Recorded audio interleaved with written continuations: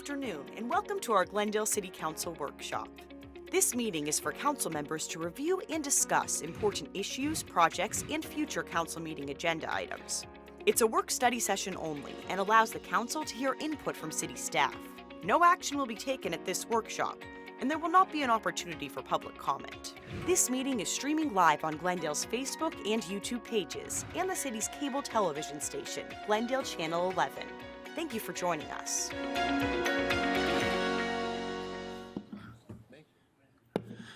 Okay, good afternoon. Welcome to Glendale City Council workshop session of September 27, 2022. Meeting is called to order. All members are present and accounted for, so if you take note of that, Ms. Bauer. And then with that, Ms. Bauer, if you'd go ahead and just take us right into item number 1, please. AN 243 Parkway 303 East annexation located at the northeast corner and northwest corner of Reservoirs Avenue and Olive Avenue. Good afternoon, Mayor, members of the council. Here to provide staff report on our first item today is Glendale Planning Manager Tabitha Perry. Good afternoon, Mayor and Council.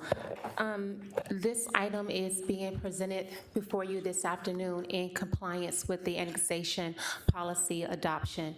I am seeking input and a consensus from Council to proceed with the annexation process. The subject property is approximately 276 acres and is located at the northwest and northeast corner of Reservoirs and Olive Avenues. The property owners are identified as Suburban Land Reserve. The subject properties is currently in the county with the zoning classification of RU43, which allows for a single-family residence. Upon annexation, the city will apply the most compatible like zoning, which would be the RR45 zoning district classification for the city, which also would allow for a single-family residential unit. The applicant is proposing a major general plan amendment to rezone 3 classification land use designation classification from medium density residential and the regional mixed use to a light industrial. Mayor and Council, I would like to note that the major general plan amendment has been filed with the City of Glendale, and per our policy and our ordinance, the major general plan amendment would have to come before Council within the same calendar year in which the application was filed. So for that reason, based on the direction that Council provides today with the annexation, you will be presented to for a vote on the major general plan amendment sometime in December, and then the rezoning application as well as the annexation would follow after that. We will be in compliance with all legal and state requirements in taking that action.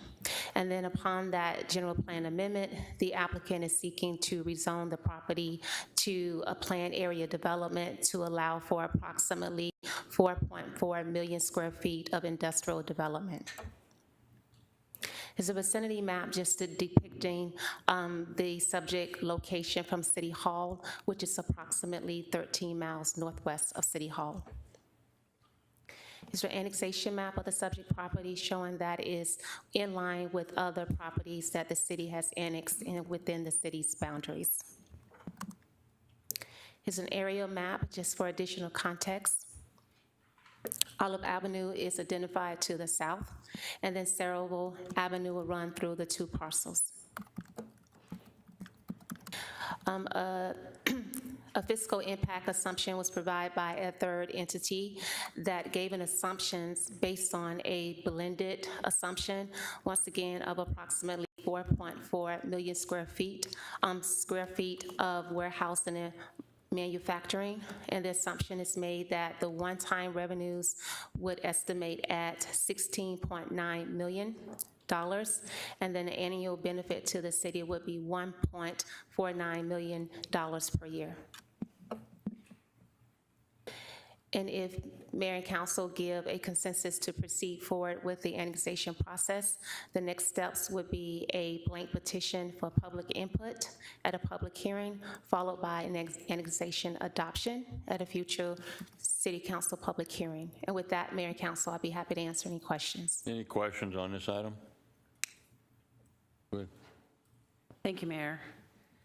Ms. Perry, is there what is there's some residential that would be on the east side of Saraville, on the, I guess it'd be the north part of the property. It's bordered directly there on a residential neighborhood. Is there a street or some sort of buffer there? Mayor and council, from this property line, it's roughly about 70 feet of additional land, and then there's a street that is identified as Ironwood Road. Mayor, if I could, does the street exist now?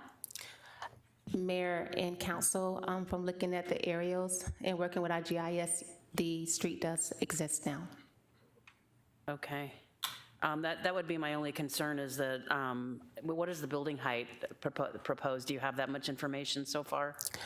Mayor and council, they just submitted their application a couple of weeks ago for the pending rezoning application, so I'm not certain on what those actual heights would be, but my understanding, they will be in line with what the trend is now for industrial development, so roughly approximately around 56 feet in height. Okay. You know, that's really high next to residential homes. That would be my concern with this. This is not in the loop contour? Mayor, council, it is not. Okay. And one more question, Mayor, if I could. Any retail or anything, would this be mixed use or strictly industrial, because it is on a major corner there with freeway frontage and Olive Avenue? Mayor and council, we have taken that in consideration with the applicant. Right now, they're proposing a mixture of industrial land uses with appropriate buffering to address the residential as well. Okay, thank you. Any other questions? Go ahead. Go ahead, Ms. Clark. Thank you, Mayor. I have met with the applicant, and we talked about the residences to the north, and I looked at their plan and made some suggestions in terms of buffering, and I'm comfortable that they are going to do some extraordinary buffering to the north to shield the residents to the north as much as possible. So I'm comfortable with the project. Thank you, Mayor. Mr. Turner. Thank you, Mayor. Ms. Perry, just for those who may be watching, and I didn't hear it in your comments, they're requesting a major general plan amendment. What is the existing general plan designation for the area? Mayor, council members, there's 3 land use designation categories. One is the regional mixed use, RMU, what we're typically used to seeing in this area. Also is the medium density residential, which would allow a maximum of 3.5, in addition to another area that will allow up to 5 dwelling units to the acre. Okay, thank you. And if I may, Olive Avenue, there is no traffic intersection with the 303 at Olive, is that correct? Mayor, council, that is correct. And also there's the rail spur that's just south of that property line. Thank you.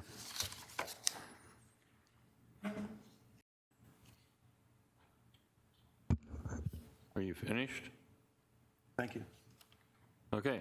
Any other questions? Hearing none, do we have a consensus? Yeah. Okay, there you go. Thank you, Mayor and council. Item number 2, please. Valley Benchmark Communities 2020-2021 report. Mayor, members of the council, here to provide the staff report on this item today will be Kayla Stanfield. She's our Director of Department of Organizational Performance, and she'll be joined by Jenny Durda, who's our Business Intelligence and Analytics Officer.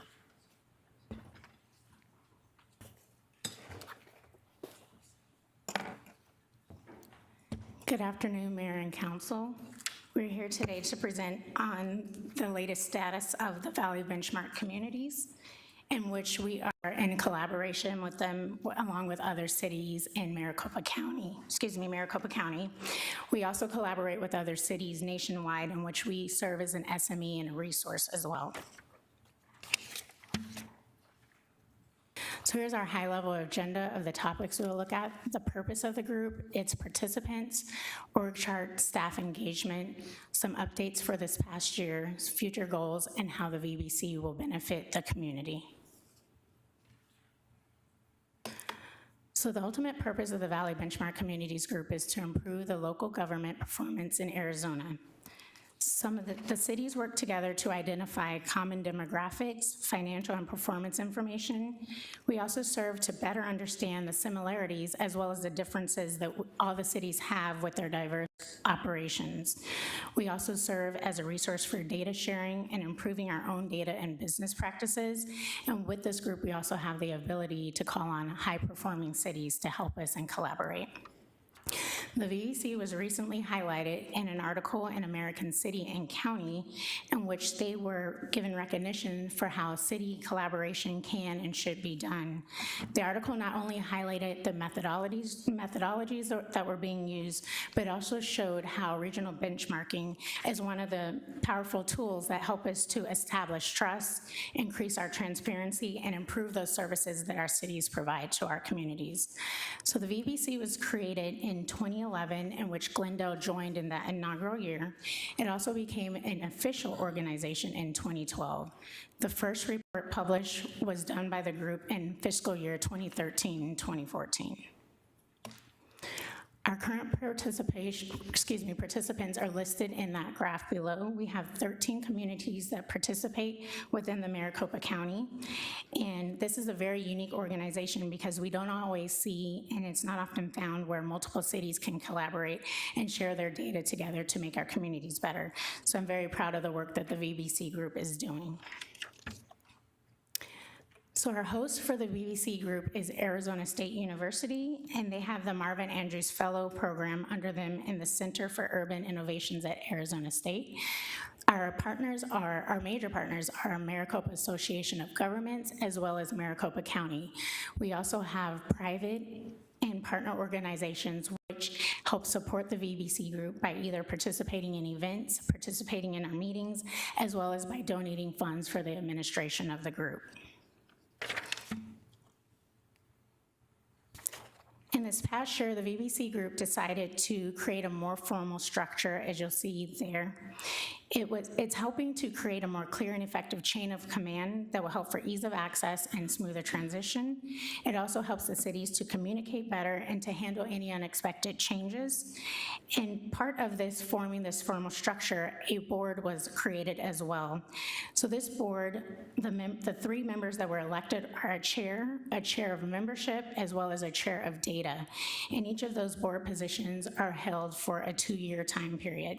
And I'm excited to announce that our own Jenny Durda, who is our Business Intelligence and Analytics Officer, was elected by her peers to be the first chair of this group. So how is our staff involved at different levels of the VBC group? With staff, we participate and provide data and technical expertise. We participate in staff engagement as well as professional development opportunities. And we also work to improve data sharing practices within our own city of Glendale.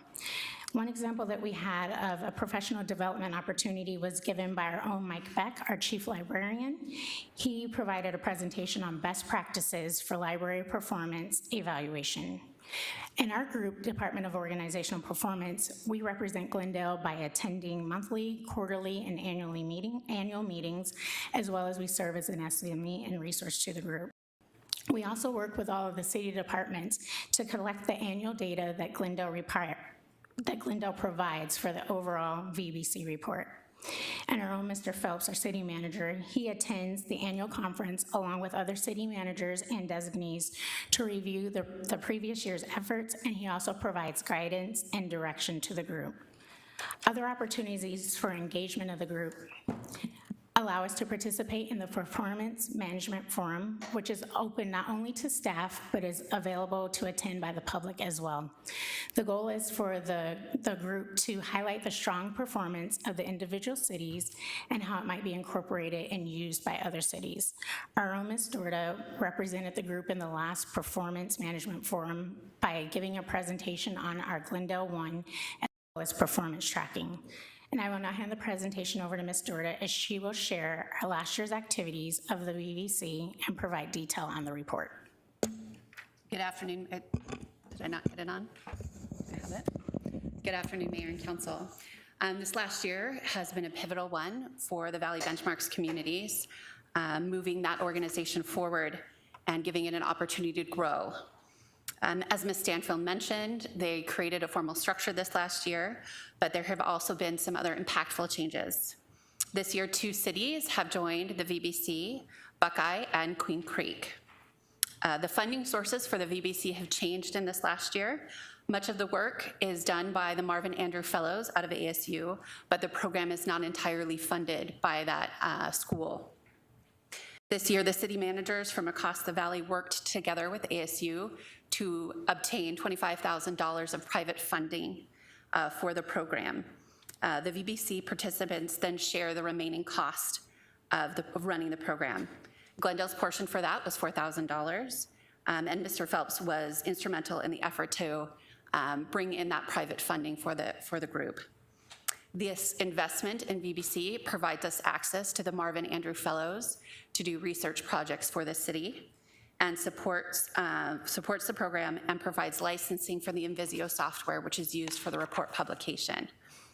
And this year, VBC upgraded to the latest version of that Invisio software, which allowed us to publish the report on an online portal instead of just a PDF format. Valley Benchmark City's main tangible output is that report that I mentioned. This report shares 25 valley-wide measures with city leadership and the public. This report includes measures in the following categories: demographics, fire services, police services, library services, parks and recreation, water, sewer, and trash services, and finance and administration services. The report shows the minimum, median, and max in all the cities, for all the cities who participate, but the raw data for each city is available. This year's report looks at the data from the last fiscal year and was published in June of this year. Using the Invisio software, we have created here in Glendale a custom copy of that report that incorporates Glendale's actuals for each chart, and you should have a copy of that report. The greatest benefit of this report is the collaboration between the cities to come to a common metric. The group comes to a consensus on how we track each metric in the service categories mentioned. For example, police response times in this report is defined as the average length of time it takes for police to arrive after a top priority call is answered. It is measured in minutes and seconds and does include dispatch time. If Glendale tried to gather this information from just data that's publicly available that these cities publish on their own, our ability to make sure that we are comparing apples to apples and the same measurement would be unlikely and very difficult. Of course, even when looking at these comparisons, we need to consider other factors that influence the metric, which is why a demographic section is included in the report. This helps provides context to the rest of the report and the data. This report also helps identify, as Ms. Stanfield mentioned, the strengths to build upon and opportunities that we can use to improve. When looking at the values and while looking at the values across the VBC is useful, the greatest value is when we can see which cities may be strong and look to them as subject matter experts on how we might improve our services to the residents of Glendale. This deep connection between the cities helps us go beyond comparing statistics. It helps us understand the differences and similarities between our communities, so we can take what has been successful in another city and adapt it to work in Glendale with our unique characteristics. The newly established VBC board has been setting some goals for this coming year. The item that we here in Glendale are championing as vital, and the entire board supports, is ensuring that the data we are collecting is for the right metrics to meet the goals of the VBC. We will spend this year reviewing all the metrics that have been collected historically and see if there are better options for us that would lead to greater insights and better comparisons. These proposed changes will be presented at the annual city managers meeting next spring. Additionally, some of the other goals that the board has set are updating the data guide for clarity on how data should be collected. We are creating a membership guide for new cities or new city representatives to understand the expectations of the organization. We are establishing guidelines for future deep dives, which are the methods which a city or city manager can use to suggest a new area to be studied for potential inclusion in the annual report. We are also working to establish a better online presence via social media. Thank you for your time, and I will turn it back over to Ms. Stanfield. So in conclusion, all of the efforts of the VBC group help to strengthen and benefit our community. The efforts provide the transparency to our residents, not only in Glendale, but to the overall valley as a whole. As we utilize the resources and the experts through VBC, we help improve city services through the use of data and benchmarking. And our practice of collecting and sharing data also helps our own internal departments to improve their skills in data collection for all of their services as well. The core goals of our department are to lead the city's efforts on the use of data across all the departments, including that in-depth analysis that Ms. Durian mentioned, administer the city's performance management program and our data governance program, and to provide guidance and recommendations to our leadership team to help them make decisions through the use of data. All of these goals are supported by the VBC group. And with that, Mayor and Council, that concludes our presentation. We'll be happy to answer any questions that you might have. All right, thank you. Any questions from the council? Seeing none. Thank you. Ms. Barr, would you introduce item 3 here in about, like right now? Water resources update. Mayor, members of the council, here to provide a staff report for the next 3 items will be our Director of Water Services, Craig Johnson, Drew Soskowski, and Megan. I think Megan's joining us as well. Is that correct? And they'll be here for the next 3. Thanks.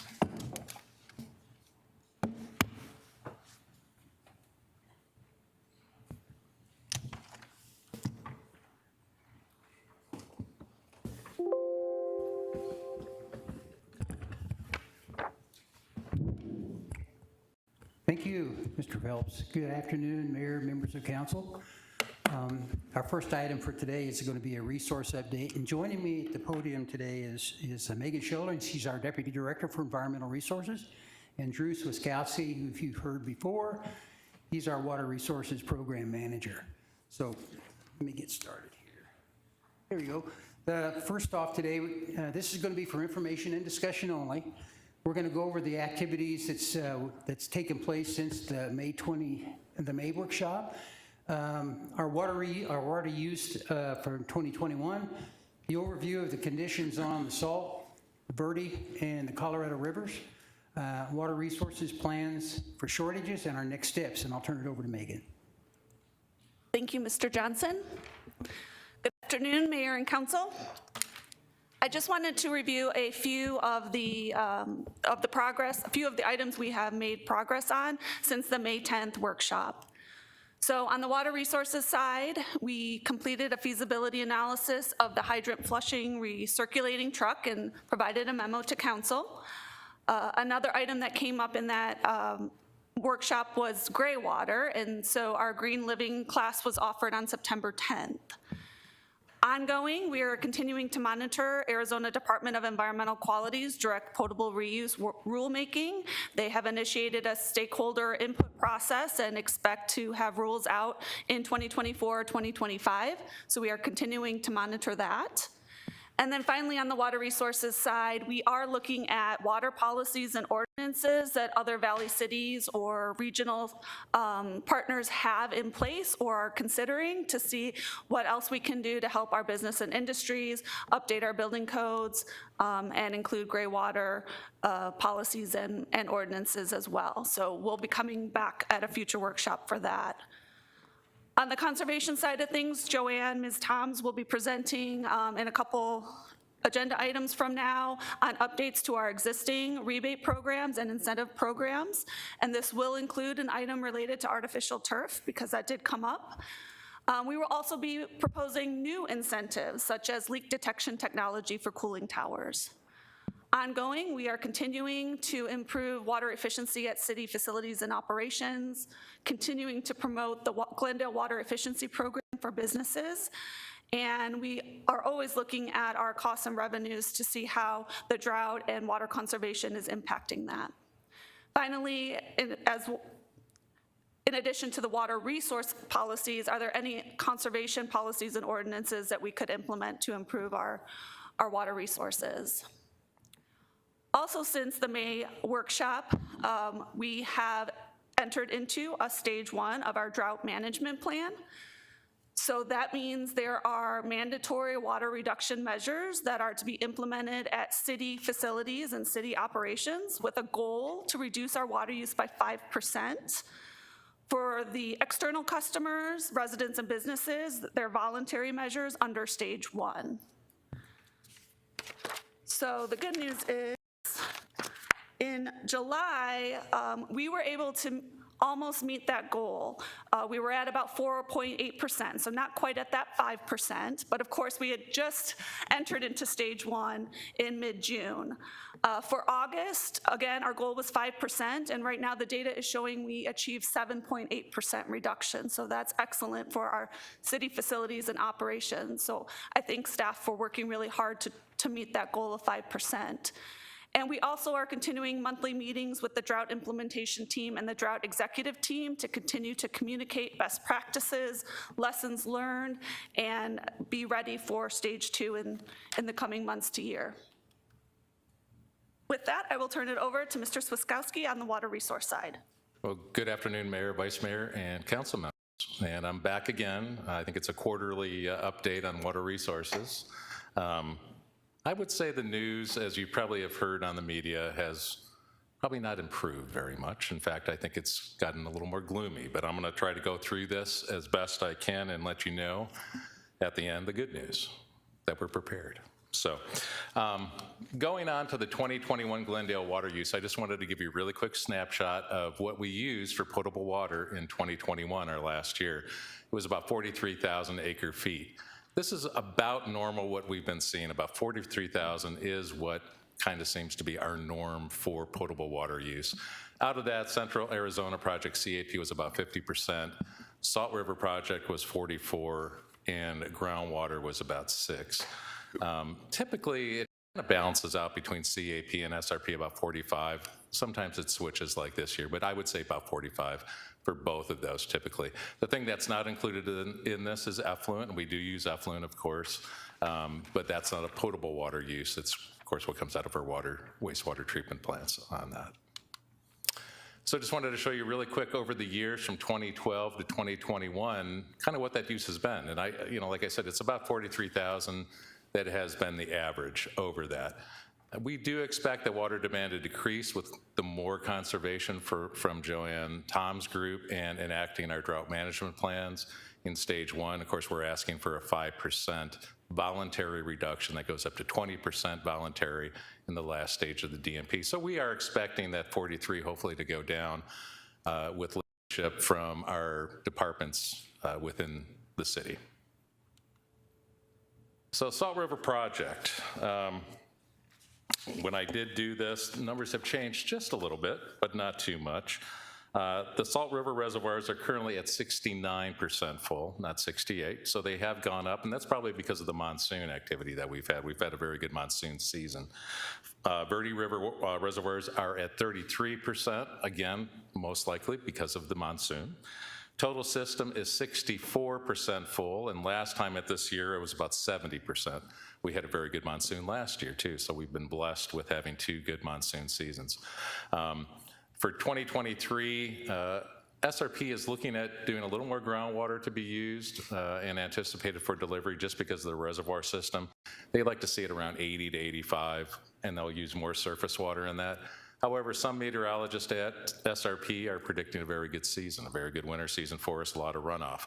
Of course, they're meteorologists. We don't really, I wouldn't say I wouldn't trust them, but it could be different than that. So, and we'll continue to monitor that winter precip and reservoir levels in the Salt River system. But so far, it's looking pretty good for SRP.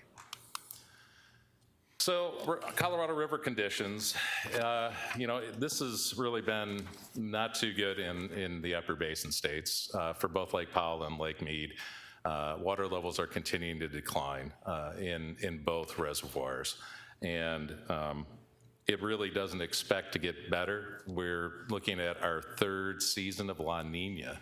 La Nina is a weather pattern that typically brings less precipitation to the Colorado River Basin. And it's really unprecedented for the third year. We thought it was tough last year with 2 years in a row, but now we're looking at 3, and predictions are we're not going to get very much snowfall or runoff. So we're expecting the levels in both Lake Mead and Lake Powell to continue to decline in 2023. And again, those declines are really due to the dry conditions in those watersheds, in the upper watersheds in the Colorado River Basin, combined with demands exceeding supplies. The Bureau of Reclamation has the authority to intervene, and we believe that they will sometime either at the end of this year or in 23 to help put in place some conditions to help stabilize reservoir levels. And that would mean a reduction in Arizona supply, probably California's, Nevada, and possibly some of the upper basin states also. So I'll get a little more into that in the following slides. So just to give you a timeline of the activities in the basin brought on by the federal government and the basin states, June 2019, we had the drought contingency plan. That's where we put in these extra levels in Lake Mead, extra protection to help prevent Lake Mead and Lake Powell from falling to critical levels.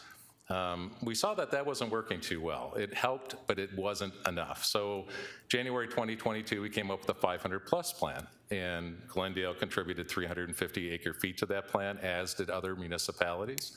That still didn't do the job. And so March 2022, the reclamation conserved in Lake Powell another additional 500,000 acre-feet and didn't send that down to Lake Mead.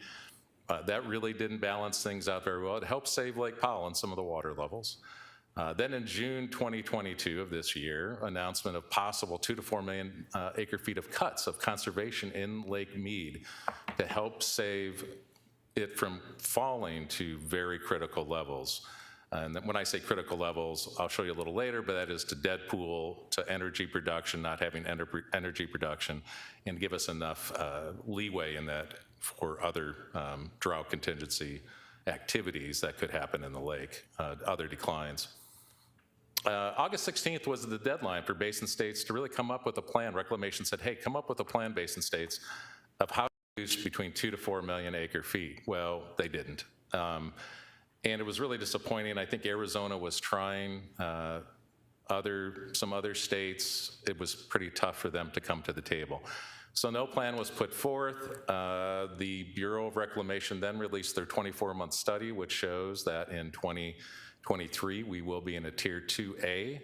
That's an additional 4% to the state of Arizona of supply loss. And right now, we're waiting on federal government to actually respond with some plans of what they're going to do on both Lake Powell and Lake Mead to help these reservoirs. And the only thing that we can see currently in water managers is to conserve water in them, which would mean a reduction to Arizona and then a reduction to municipalities. So like I said, on August 16th, the Bureau did come out with the statement of a Tier 2A shortage in 23, starting on January 1st. This means water levels in the lake and Lake Mead are between 1045 to 1050 of elevation. That Tier 2A shortage, like I said, right here it says 3, it's about 4% of 80,000 extra acre-feet, brings the total reduction to Arizona of 592,000, 21% for 2023. The good news is under the DCP and all the regulations, we're getting our supplies reduced by less than 1%. That's because we're being mitigated under the Drought Contingency Plan, DCP, and so it's going to be under 200 acre-feet that the city of Glendale will lose under the Tier 2A. Now, when I say that, we don't know what the Bureau of Reclamation and the Department of Interior are going to do. They could come in and say, listen, we need these cuts to save Lake Mead and Lake Powell, so we're kind of still waiting on that. Water managers are waiting to hear from that. 2024 predictions for both reservoirs are showing deep shortages below a Tier 3, reaching very critical levels unless we get this snowpack and multiple years of above average snow in the Colorado River Basin. So it's kind of gloomy. We get together, us water managers, and it's like a pity party, really. We're not very happy people when we leave meetings. So just to show you those two circles right there. So the one to the left is where we'll be in this Tier 2A, and that's at the end of this year, December 2022, December 31st. It just shows that elevation of Lake Mead between 1045 and 1050. When you go over to the right, that other circle is showing at the end of December 2023. And these are models, this is the 24 projection, but it puts out a long-term prediction too. So what you're seeing on the right is at the end of next year, and as you can see, it's below a Tier 3 or a Level 3 shortage. So these are some of the things that we're predicting that could happen. And if the government comes in and transfers less water from Lake Powell into Lake Mead, that could even be lower on that scale. We could even see deeper levels within Lake Mead because of some of the transfers that might occur. So. You have a question? Thank you. I have a question. But these projections are based on current use, right? I mean, so if the Bureau of Reclamation comes in, and I know Arizona is the lowest priority of all the states that use Colorado River water, but the Bureau of Reclamation, do they have the authority to basically disregard the original? I mean, I know California gets what, a third of the Colorado River water, and I read that they were going to be voluntarily possibly cutting between 320,000, I think, and 400,000, which would be about 10%. They're not. Are they doing that in anticipation of the Bureau of Reclamation doing that for them? And would that change these numbers significantly? Yeah, Mayor, council members, it does a little bit. It's not enough. We're looking at, I mean, the Bureau of Reclamation in June said between 2 to 4 million acre feet total. Arizona really wants us to be an equitable, we have given a lot of water to conservation in Lake Mead. We feel like every state has to step up and do their process and do their contribution. We feel like the 300 to 400 is a good start, but when you look at 2 to 4 million to save both Lake Mead and Lake Powell, it's just not enough. So where is that other water going to be coming from? And the Bureau of Reclamation does have the ability to start, they're the master of the river. And so they can start doing things. Of course, one of the big things would be litigation because it is a compact. There have been court cases. So how much is this tied up in court? How much can we actually do? And I think that's where the Bureau of Reclamation is right now. They want the states to come up with the plan so they do not have to go and be strung up by lawsuits and other things. So I would say California it's a good start, but we really need to reach that 2 to 4 million to really get some action on both to save both of the Lake Mead and Lake Powell. Thank you. You're welcome. So this is just a pictorial of Lake Mead showing some of the critical levels. So right now in Lake Mead, excuse me really quick here. Now the elevation is currently at about 1045. I show it here as about 1041. It has gone up. They actually had a lot of inflow from the monsoon activities, about 27% full. So that's the current elevation, but some of the real critical levels in this is the minimum power pool at 950 feet. That's where we will not be able to produce power out of Hoover.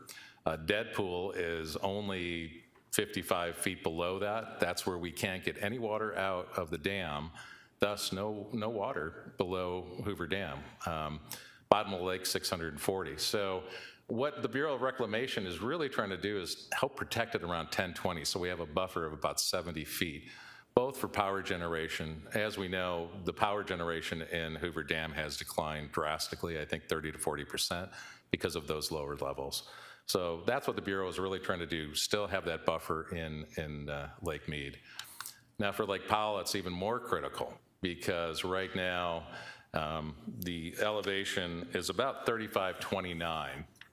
What they want to do is really protect the level between 3520 and 3525. And that's because the power pool, minimum power pool, where they can actually produce power and get water through those generators is 3490.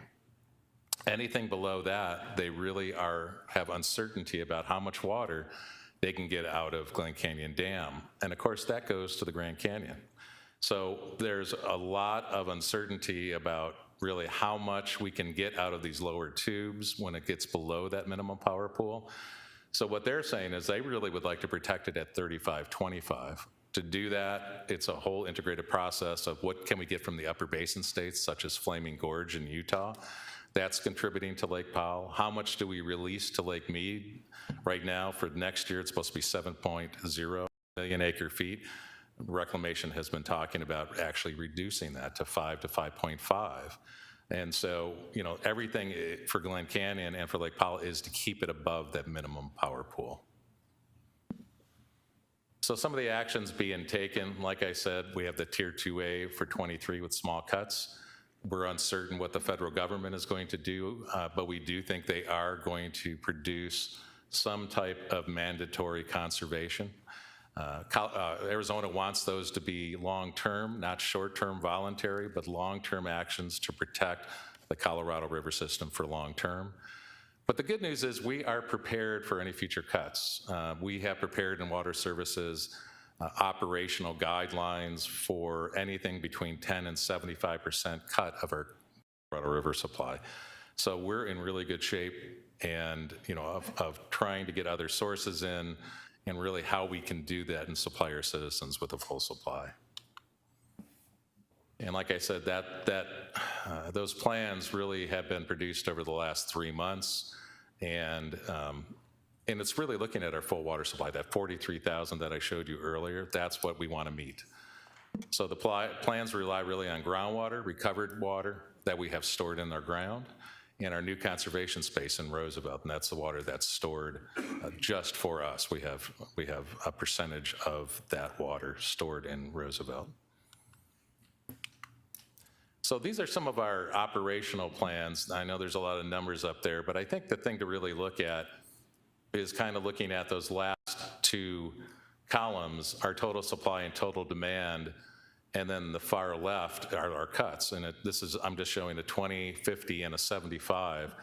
And it really shows that from these plans, utilizing our CAP, what is remaining after a cut, our SRP water, our groundwater, our other sources, which are mostly the NCS water that we have stored, but we do have other water that we're looking at actually obtaining. And then our total supply, and as you can see, we have ample supply to meet that demand. So we have done this, and we feel very confident in these plans that they will work and will supply the citizens of Glendale throughout. So our next steps, our CAP water order is due on October 1st. It always is. So our Water Services, we're going to kind of abide by the cuts. Well, there hasn't been any. So we are planning on ordering our full allocation minus our small cut, our 25, that 100 and less than 200 acre feet, for starting on October 1st. So we will have a full supply of CAP. We don't know what's going to happen. There could be cuts by the reclamation. We'll have to reduce that and kind of still play with those numbers. But right now we're looking at full supply. Like I said, we have our plans in place to meet full potable water demands in 2023. We're going to continue to implement our drought management plan and continue definitely to monitor Colorado River conditions, both through our Arizona Municipal Water Resource and also through just the Bureau of Rec. So as we're doing this, the good news is we're drilling new groundwater wells for resiliency and redundancy. We're working with the Salt River Project on new projects. They've been great. They always want to help, just not only with their own projects, but with regional projects. You know, they're raising Bartlett Dam. They're doing a lot of things. Continuing conservation projects with Joanne Tom's group, and we're continuing to strengthen our water conservation efforts and just water saving programs for city facilities, operations, residents, and all the businesses. So I think we have a bright future. I think we have to live with this reality of less Colorado River water, but I think we can do it. We have the plans in place, and things are, I would say, not looking very good for the Colorado, but they're looking good for Glendale. So Question? Thank you, Mayor.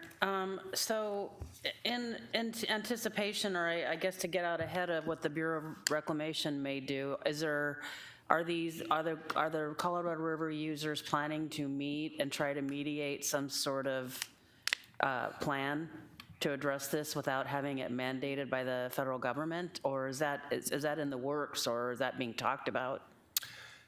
Mayor, council members, yeah, we, AMWA has been active in kind of speaking up. Also, ADWR, the Arizona Department of Water Resources, and the Central Arizona Project, along with the water managers in the state. So we have really written letters, have tried to do as much as we could to really kind of steer what we'd like to see.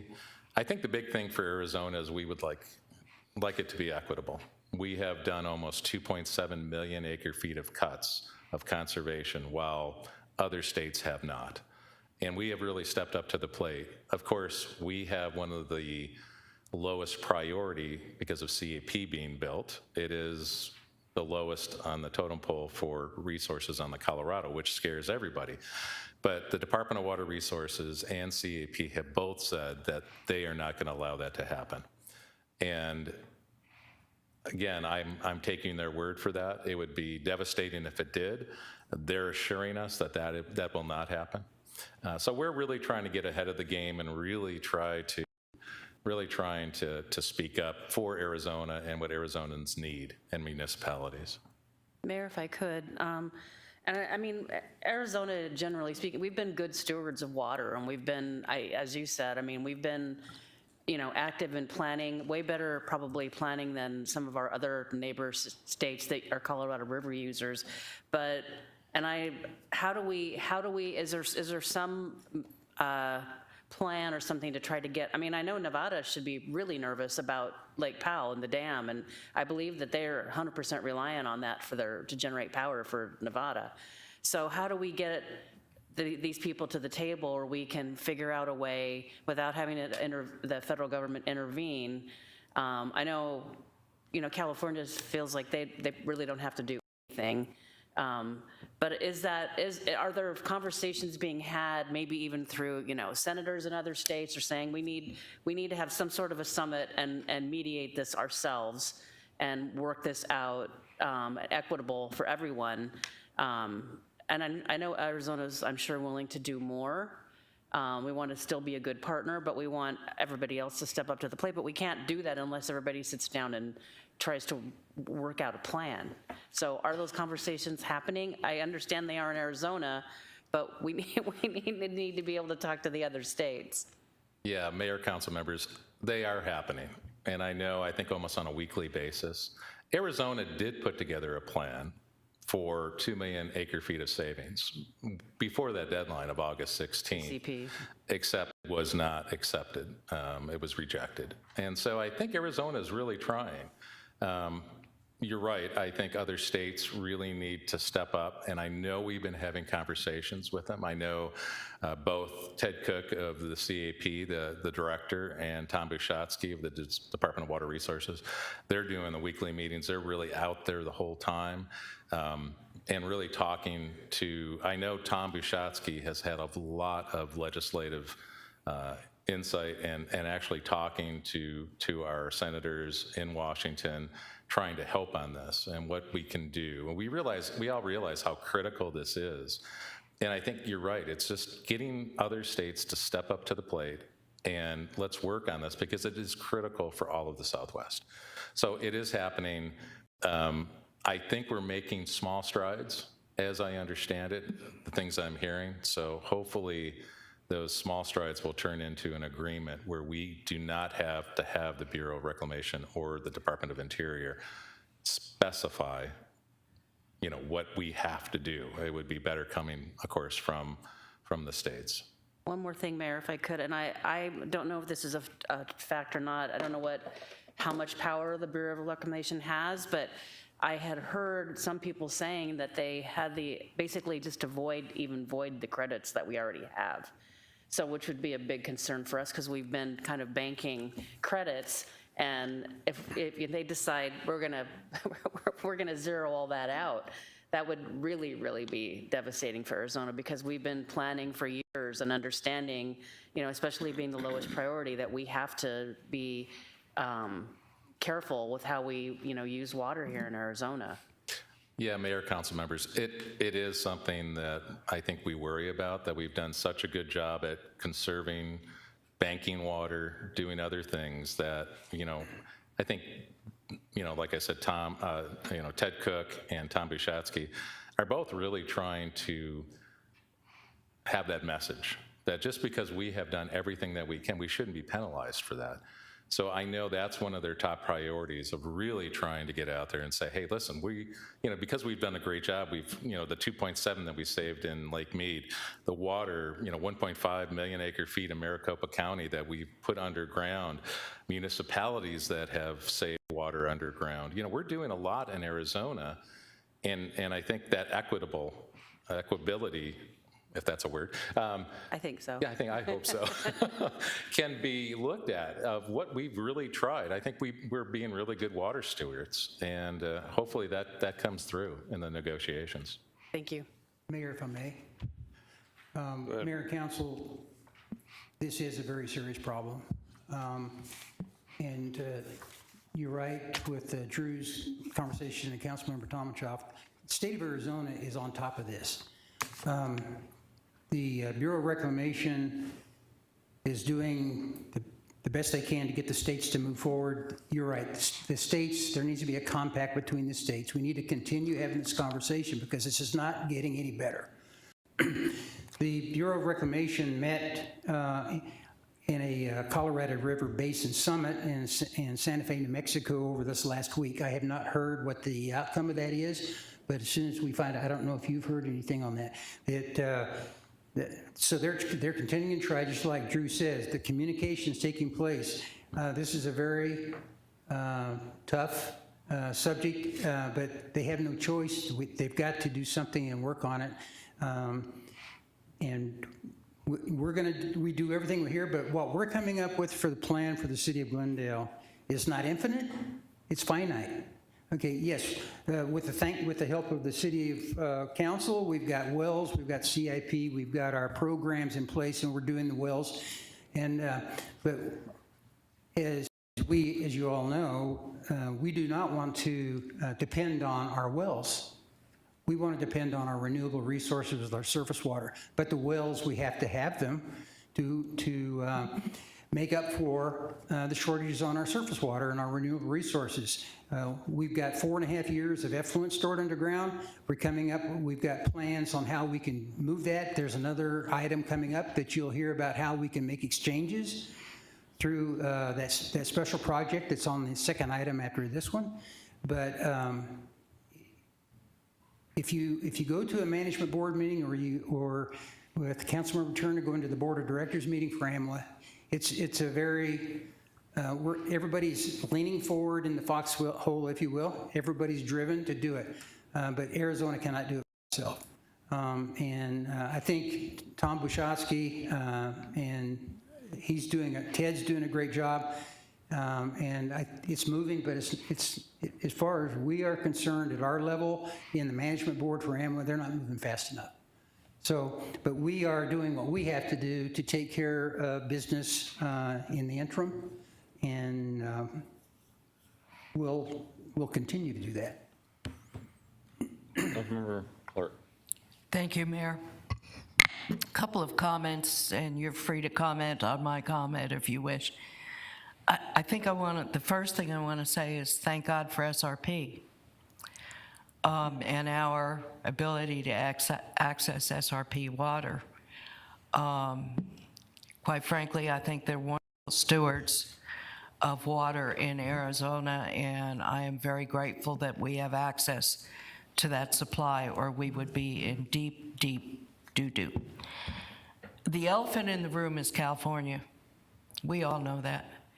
I believe, from what I've read, California is not even mandated to make any cuts until stage 4, if I remember correctly. You can correct me if I'm wrong.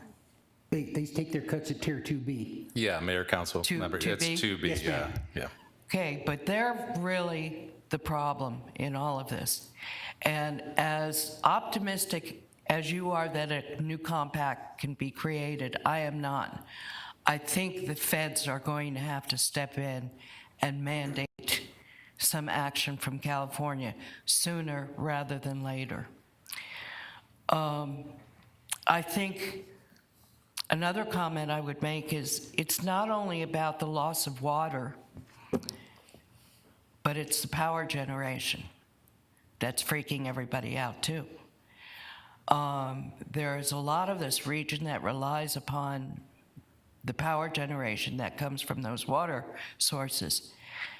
What are they going to do if they can't get power? That's a really major concern. I mean, the water could dip down to, I don't know the numbers, theoretically 1,250 feet, and we'd still have water to use, but we wouldn't have the power. So the issue is really trying to keep that water level high enough so that we can continue to generate power. Another comment I have is, I think the city's doing a fantastic job of water management. And I'm very pleased to hear that we hit over 7% in city water savings when the goal was 5%. There's an old saying, you can only get so much blood from a turnip. You can't rely on water savings just from city facilities and city operations. So my question, or one of the suggestions I would make, is to start looking now at making citizen use, some citizen use, not voluntary but mandatory, to try to save as much water as we can. Even though it isn't called for now, it might be very prudent to do that. And I think those were all the comments I had, and if you want to comment on anything, that's fine. Thank you, Mayor. Any response? Mayor, Councilmember Clark, your last comment about looking forward to the next stages and involving the local community. We've got a meeting with the implementation team and the senior leaders in those departments on Thursday morning. One of the things we talked with the city manager this morning, one of the things we're going to do is we're going to set up an implementation and the guidelines on, okay, here's your dashboard, here's what you're using, what's our plans for getting to the next stage? We should be planning for stage 2 and then planning for stage 3. Stage 3 is going to be implemented by the city council as well as stage 4. So we're going to come back to you probably in November and have them present to you what's the plans for stage 2, stage 3, so you can see what we think we're going to be able to get done for that, so you have a good understanding for that. And once that, and stage 3 that becomes mandatory. So that's where we'll find it. You're right, we can't solve the situation here in the city of Glendale with just the city of Glendale facilities. It's going to take the whole city.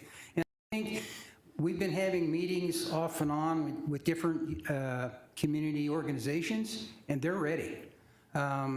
Amenities, we've been having meetings with them, and there's certain individuals in the amenity, they're concerned and they're wanting to, what can they do to do things? And I think we have a lot of citizens out there that are wanting to do that.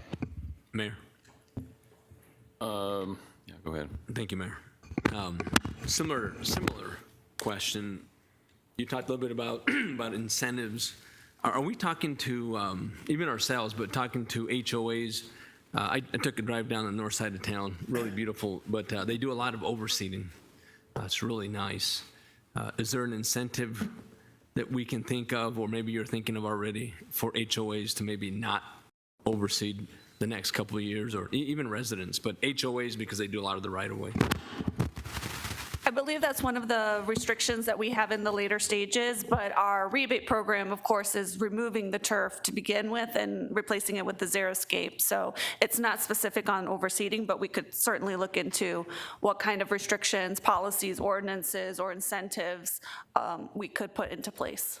Yeah, and I'm not, and thank you, I'm not referring to implementing a restriction, rather talking with them, see if there's they can do it voluntarily for a couple of years, proactively, and not wait until the next year, if there is one. Mayor? Mr. Phelps. Thank you. Well, yeah, just Mayor, members of council, here another presentation 2 from now. We're going to be talking about incentives. So there is a presentation to answer some of these questions, and so maybe it might be appropriate to wait until that 3rd presentation. Mayor? All right, yeah, go ahead. Thank you.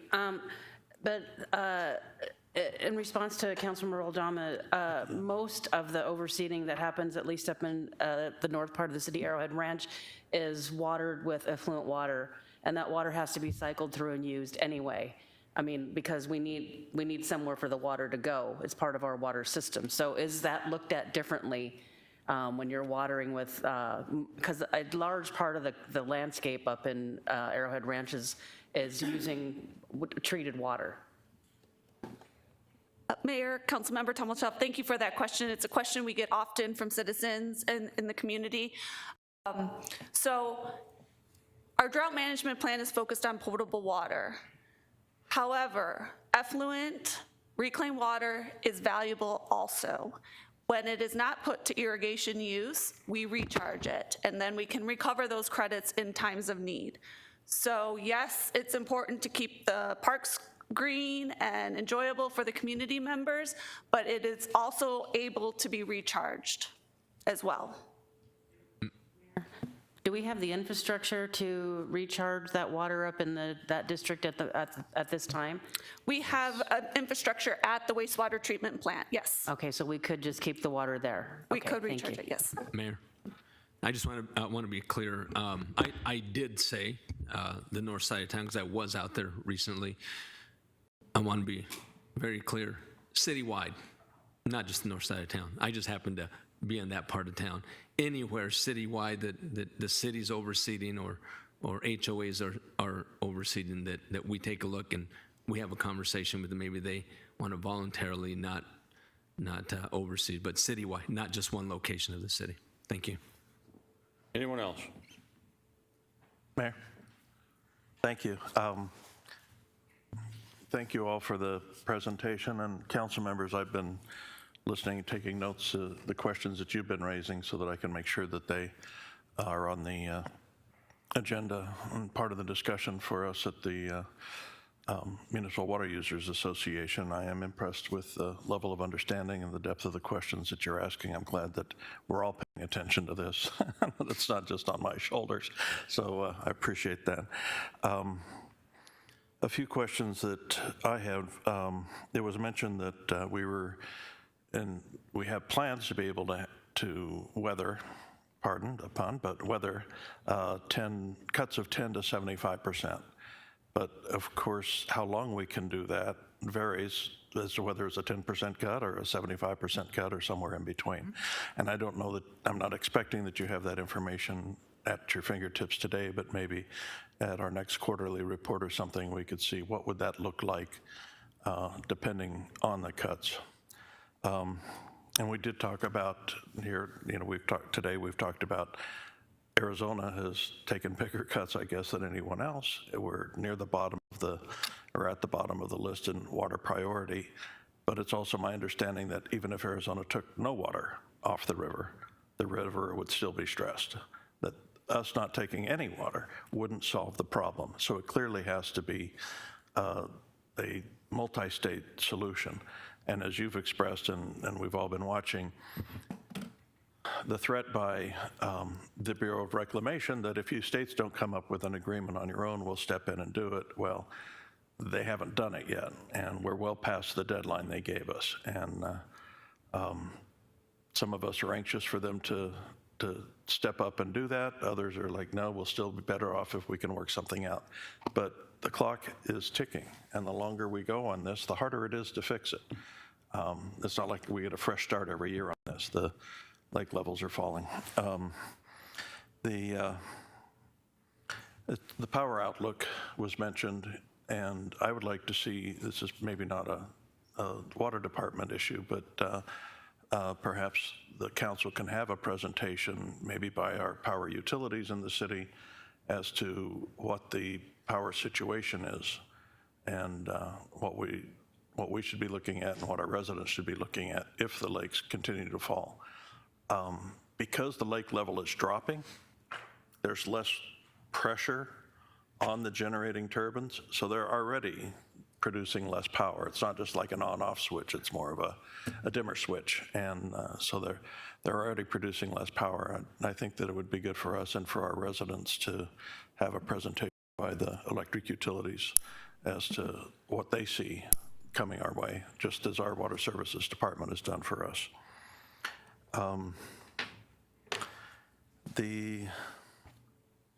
At some point, we may need to consider as a council at a policy level, and I'll toss this out, that the things that, whatever restrictions or changes we put in place in Glendale, it may not make sense to do it citywide. The stress is on the Colorado River water supply, and we may have to decide if we want to handle the section of town that is most dependent on that separately from the city as a whole. It may not make sense to have restrictions citywide when there's sufficient water to not burden citizens that are on the SRP system, for instance, where the cutbacks that they would entail would not make any difference on the Colorado River side. So that's just looking down the road, something we may have to, as a council, policy-wise, decide. This will be up to us as to how we might want to manage that. And then I have a question, and we have our drought management plan, and then Bureau of Reclamation has theirs, and they don't seem to be working off the same triggers. Would it make sense, and again, this doesn't have to be answered today, but it's something we could look at, would it make sense to have the triggers that the Bureau of Reclamation may come up with, like what the shortage declaration is, if it goes from 1 to 2 to 2A, 2B, 3, those also be the triggers for where we are in our local drought management plan? Just food for thought, unless you want to respond. Yeah, Councilmember Turner and Mayor, we did rearrange our drought management plan to more align with the triggers in the drought contingency plan and with shortage on SRP, because SRP is also prone at certain times to that too. So we did align with the new drought management plan those triggers. The place that it really kind of blows up is when Reclamation does above the normal cuts, not in the drought contingency plan. These were unexpected before we started drafting their drought management plan. So whatever actions they take, and if they cut 50%, well, you know, that's probably the highest tier in our drought management plan, or getting close, because we don't have a trigger for that being that high. So I hope that addressed it. Well, and our city drought management plan was recently updated, as I recall, so that's when that change occurred. Thank you. Yeah. I believe that's all I've got. Thanks, Mayor. Okay. Were you finished? Yes. And you don't need a consensus on anything, you're just bringing information? No, sir. Thank you. Next item. SRP CAP Interconnection Facility Report. Thank you, Mayor and Council. Speaking of ways to be able to make more efficient use of the resources available to us, SRP is moving forward with the program for being able to put Salt River project water in the Central Arizona Project Canal. This is called the Skiff. It's an interconnect facility. City of Glendale, few years back, we signed on for a CAP water in the SRP Canal interconnect facility, and that's been working really good. Now, when this project comes forward, this project will be able to then let both water bodies be able to use each other's canal. The devil's in the details on that, but they got to start. They got to start the planning. And so what we're asking council today is to provide consensus for moving forward with an MOU. And I'm getting into Drew's stuff here a little bit, but and there's an item on the voting, he'll talk about this too, there's an item on the voting meeting tonight that if you have consensus for continuing to move forward with this project, then it'll be on the meeting agenda for tonight for your approval. Because the SRP is asking for us to have signed agreements to go forward with our playing a part in this by the 1st of October. So Drew, you got any left? No. Thank you, Craig. Mayor, council members, good to see you again. What is the Skiff? So as Craig said, it will allow SRP water in the CAP canal. And what that really does, it allows, and I'll go into detail a little bit more in a few slides, for exchanges between SRP water, our new conservation space in Roosevelt, and actually getting deliveries at our Pyramid Peak plant, our CAP plant, in exchange. So it's a great deal for the city, and it really helps with, I guess, moving water around, getting it from one place to the other without actually transporting it, but through an exchange. And as Craig said, we're already a partner in the CAP SRP Interconnect CSIF, which allows the CAP to go into the SRP system. So where would it be? Well, that little red circle there, that's about Power Road, about 2 miles north of Power and the 202. So it's way out by Granite Reef Diversion Dam. If any of you've been out there, it's kind of a pretty place, a lot of water. That's where it is, and that's where the CSIF is currently, the one that we are currently involved with. So just looking at the proposed plan right there, you see that is the proposed Skiff project. And what it does is it takes water from that SRP canal to the bottom of the picture all the way up to that CAP canal, which allows for a lot of these exchanges that I'll be talking about in a minute. And the current facility, like I said, is located fairly close to that, which allows that CAP water to be put into the SRP canal. So it really does help through these exchanges. One way is through Glendale's new conservation space water that's held in Roosevelt Lake.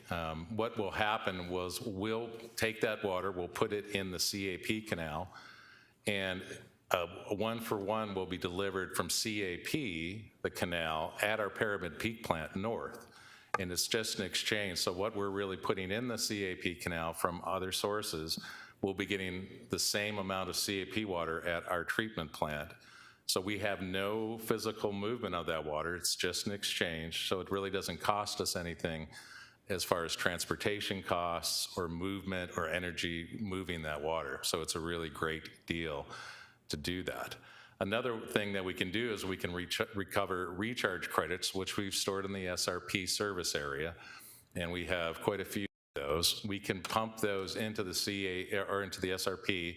SRP then will deliver those to the CAP canal, and again, the same exchange, 1-for-1, because that water is going into the CAP gallon per gallon, we would get that as an exchange at our Pyramid Peak plant without any transportation charges or electric. It's just a 1-for-1 exchange.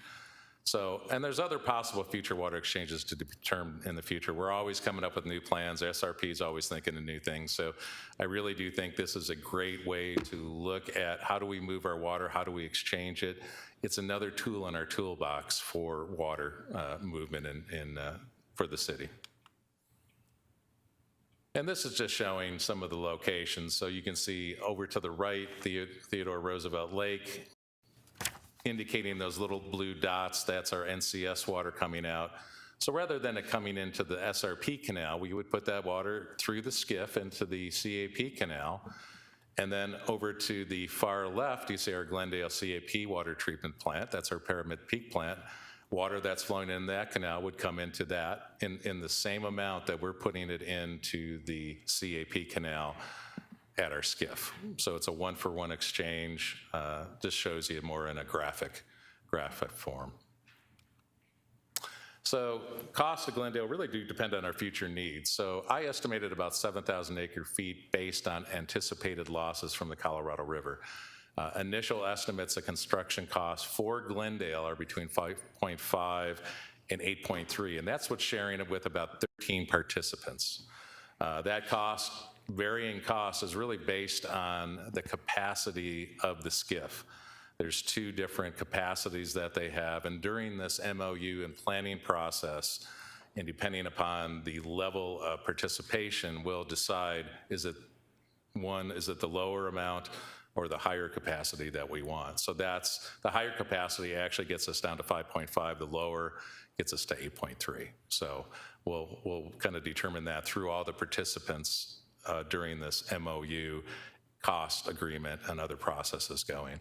Other SRP operation and maintenance fees estimated, if we do use the 7,000, it's about 150,000 per year. That's a pretty good deal for getting 7,000 of Colorado River water at our plant. So those are the estimated yearly fees. So future action, as Craig said, consensus to move forward for tonight's vote. The memorandum of understanding, it's really to support SRP in the planning, designing, permitting, and construction, and then the operation of the Skiff project. If we do have a consensus, the good thing is that the MOU is non-binding. Glendale can opt out of this agreement before incurring the costs. So really, we're in the initial stages of planning. If something happens and it doesn't look like it is feasible or should be good for the city of Glendale, we can back out of it. And then the last thing, Water Services will come back to council, of course, with any future items related to the Skiff project for that. And that's all I have on the Skiff. Yeah, let me ask you a question. I missed the first part of what you said, so I may be asking something that doesn't make sense. If it's water for water, we're not gaining water, we're not losing water.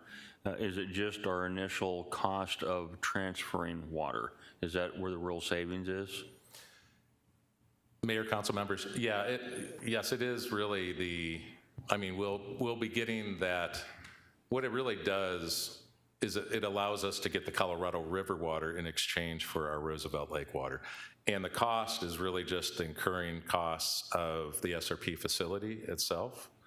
And of course the construction. So we're paying for the construction and then a per acre foot cost for that transferred water. And I think it's about if I'm right, about $150 per acre foot for that transfer. I'm not sure I asked the question correctly. So we're not gaining any more water. We're just able to get our water from a different source, but we're trading water. Exactly. So yes. There is no more benefit for more water. It's a different form of water, a different way to get water. Cost savings is because it's gravity flow, it's not pumped, so we're saving the electricity to pump the water. Is that correct? Correct. Okay, so with that said, what is our return on investment? Because if this is 8.3 million plus whatever we get caught in there as far as maintenance, that's a 50-year investment, if I understand this correctly. Is that correct or wrong? Yes, Mayor. Yeah, I think the savings, it comes with the SRP supplies, of course. Since we're losing a lot of our Colorado River, it gives our SRP supplies, that robust supply of SRP and the filling of our new conservation space and credits, which we have more water within the SRP system right now than we're anticipating in the future to have in the Colorado system. So what it really does, it moves that water.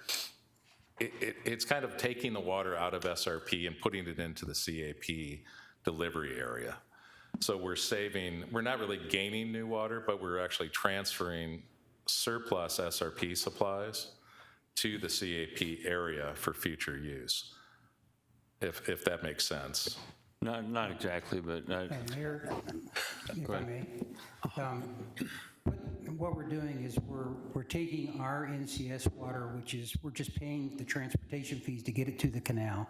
It flows down to a customer down south that's got CAP allocation. their CAP allocation that they've already paid for will come down through the canal north of Pyramid Peak and will drop into the plant.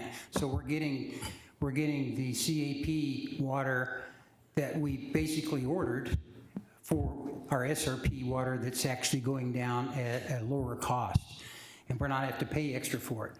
So this is a great question. We need to work this out and actually refine ourselves as determining what is going to be our eventual use for this, how is it going to work, what is the benefit cost of this, and how are we going to benefit from doing this process like that. And that's going to be part of this overall exercise we're going to be going through on the MOU. Okay, and then my other question is the SRP, if I understand it correctly, SRP water is typically a dirtier water, takes more to clean it. It's a longer process than CAP water. So there potentially would be a cost savings for us there, is that correct? You're correct. SRP water is has more turbidity in it, and it does cost more to treat. I didn't know what the word was. I knew it was something like that. Yeah. So it is dirtier than the Colorado River water. So whichever plant has SRP water, it costs more for that plant to treat that water. Okay. All right. Thank you, Mayor. Just a question now on the, is this proposal only for the city of Glendale, or are other cities participating, and are they also paying for part of this cost? Yeah, Mayor, council members, there are 13 participants. So all cities are participating there, okay. Yeah, and some other conservation districts, I believe, like Buckeye Water Conservation District. There's some other conservation districts participating also. And my last comment, if I may, Mayor, is it kind of had to do with the mayor was mentioning. As far as cost benefit, is it true that if we don't do something like this and we do get costs, that our Pyramid Peak could be forced to have much less water for our customers? I mean, is that the final reason for this? Because if we don't, we could very well have to do mandatory cuts from that plant, anybody receiving water from that plant. Yeah, Mayor, council members, we have come up with the plans to boost water from our Choi plant, our SRP plant up. This is a direct delivery, however, so we don't have that electric cost to boost this up. We can boost our NCS water currently up, but it takes a big process. It goes through a large way to get there, and it's a lot of cost for electric. So this is a much easier, as the mayor said, it's gravity fed down from our water treatment plant for our CAP. It's just a much easier way to deliver it for conveyance. And so this really, I think the cost savings, even to transport NCS water from Roosevelt to our Cholla treatment plant is $41 an acre foot. So there's cost incurred from that, evaporation loss and some other things too. So it is kind of a direct way to get our citizens any water that could be cut directly delivered to our Colorado River water plant. Okay. Thank you, Mayor. I mean, this just basically gives us some flexibility depending on what happens into the future. I mean, we're not at a point right now where we really probably have to do this, but if you start it when you have to do it, you're already basically in an emergency situation. So I support this. I'm just curious though, would this have to be added into the 2023 CIP? It's not in our CIP, is it? It is not in our current CIP. I'm not sure we would need to include it in 2023. It might be in like 2024, 2025 when costs are actually incurred. Okay. All right, very good. I support it. Thank you, Mayor. I'm going to see if maybe I can unmuddy the water just a little bit about how this works. So historically speaking, the water in the Salt River Project system, which is the reservoirs on the Salton Verde River, are transported through the Arizona Canal and belong to the lands south of the Arizona Canal. Water that's in the Central Arizona Project belongs to water users, municipalities, that are members south of the CAP canal, which is quite a bit farther north. So that leaves the gap, in essence, between the SRP canal and the CAP canal. Now, several years ago, we'll all recall, the height of Roosevelt Dam was increased, and the cost to do that was borne by a number of municipalities in the valley, Glendale being one of them. So that additional water that is held behind Roosevelt Dam belongs, that part that is our part of that top of the lake, belongs to Glendale citywide, but we can only get it delivered through the Arizona Canal under current existing situation. So we either have to pump it north, just the excess that's new conservation space, as the texts call it. You either have to pump it north, or with this new exchange here, we'll be able to trade it gallon for gallon with Central Arizona Project water, and we'll take however many acre feet out at the CAP, at our Pyramid Peak plant, and that way it can access all of Glendale, and then we'll replace it down at this interchange that we're talking here with that water from the SRP system, that portion of the water in the SRP system that all of Glendale is entitled to. So either more or less money. Thank you. I have one more question. Isn't the cost for SRP water lower also than the CAP? So, I mean, and the unpredictability of the future costs of CAP water too. So there should be a benefit there also, because we're getting the water at a cheaper rate. Yeah, Mayor, council member. Yeah, that is true. You know, the exchange would come from that, and I believe there would be a savings. However, you know, there are savings incurred within the project itself per acre foot, but eventually it probably will pan out to be cheaper for the CAP water delivered. And we don't have any, sorry, Mayor, Council, we don't have any exchange agreements in place right now. So we don't know what the costs or sharing costs or any of that might look like. And of course, those would come back to council. So right now it's just getting the equipment and the infrastructure in place such that we can enter and start having those conversations for exchanges. Mayor, if I may, just one more item. When you talk about the raw water costs, those do come to us at a lesser expense for the SRP than it does for CAP. The potable water costs for that is almost equal, because the SRP water, the treatment, it's got more turbidity in it, it's dirtier, it costs more, and we have to pump it everywhere down here in the south. Pyramid Peak, the water's clearer, and if it comes downhill by gravity. So I think in one of our future workshops, we need to share with you what we see as an equalization of costs on treated price per 1,000 gallons of SRP water and CAP water, and I think you'll be interested to see what that number is. But I think it's part of this overall financial business that we have, and discussing where we put the water, when we put the water. The pricing is fairly equal at the finish point. All right, what do you need from us right now? We are asking for consensus for it to be on the agenda this evening. Is there a consensus? Yes. There you go. Thank you. Thank you. Next item. Water Conservation Incentives Program update. Sir, Joanne Toms is going to join us, and she's going to go over the conservation program and the rebates.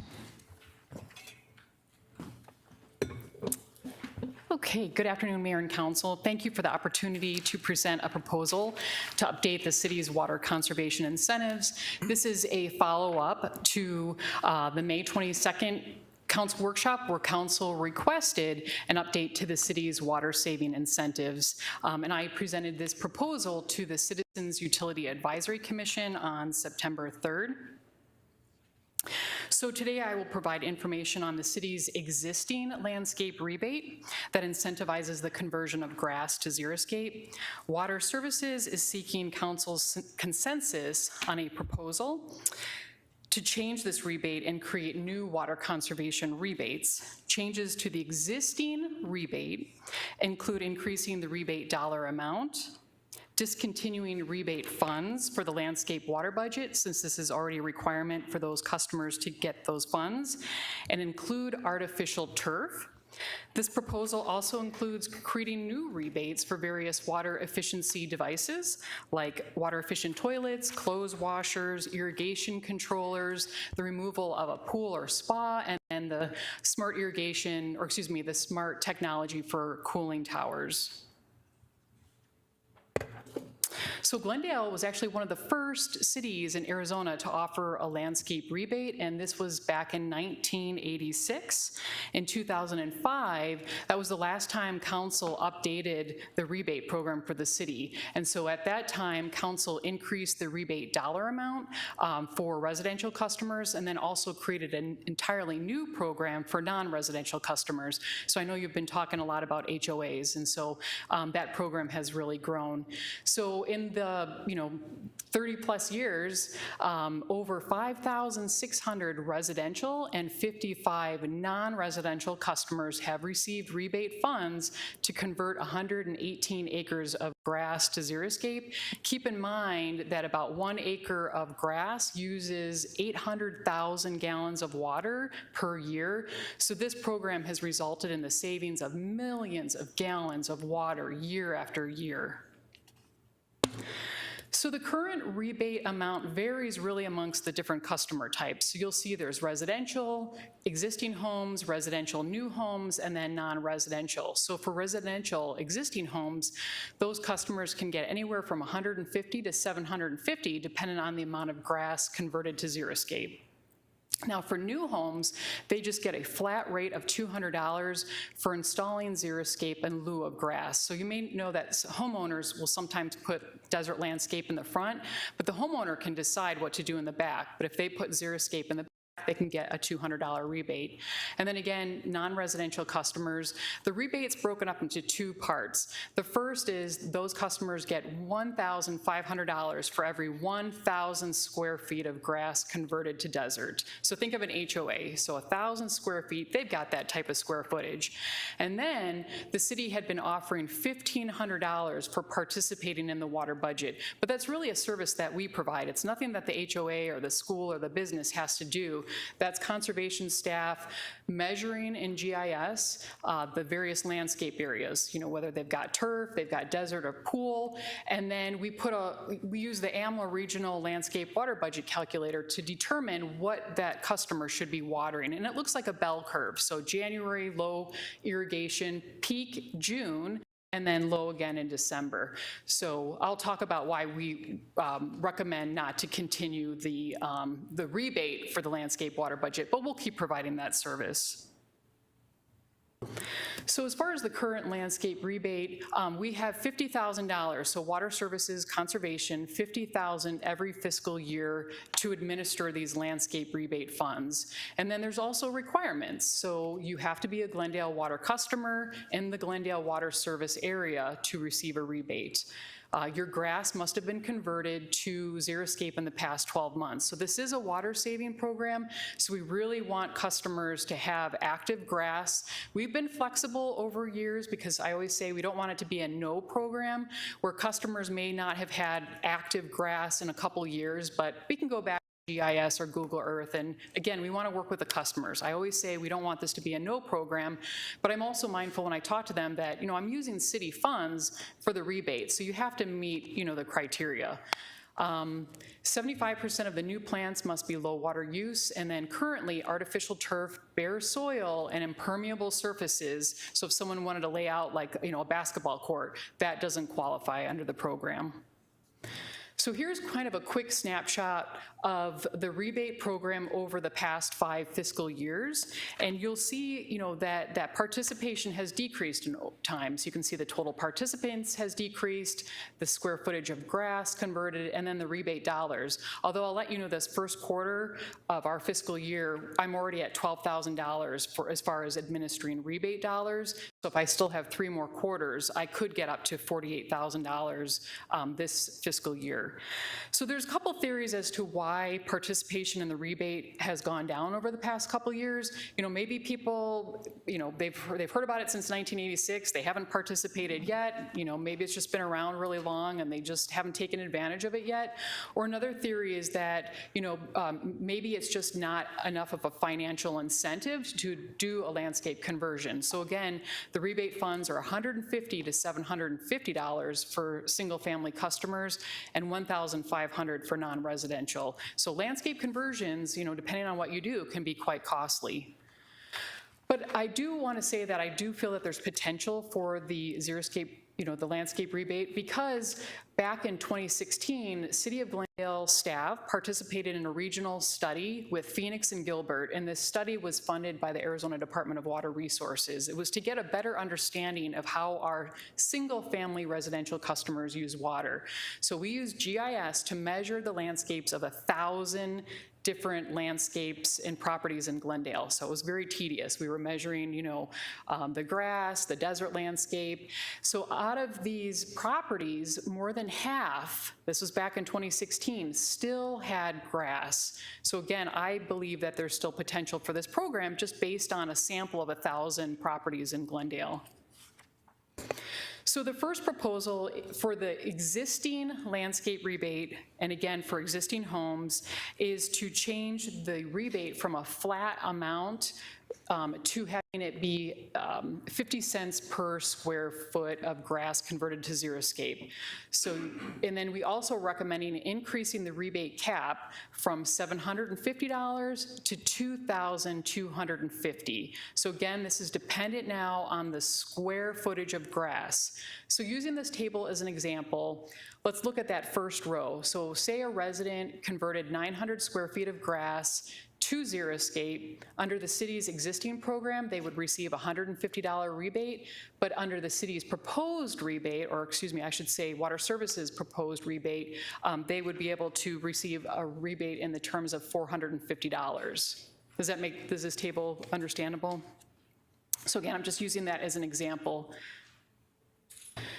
So another proposed change to the existing landscape would be for the non-residential customers. Just like we're proposing 50 cents for the conversion of grass to xeriscape for single family, the same for non-residential. And again, this would be HOAs, businesses, schools.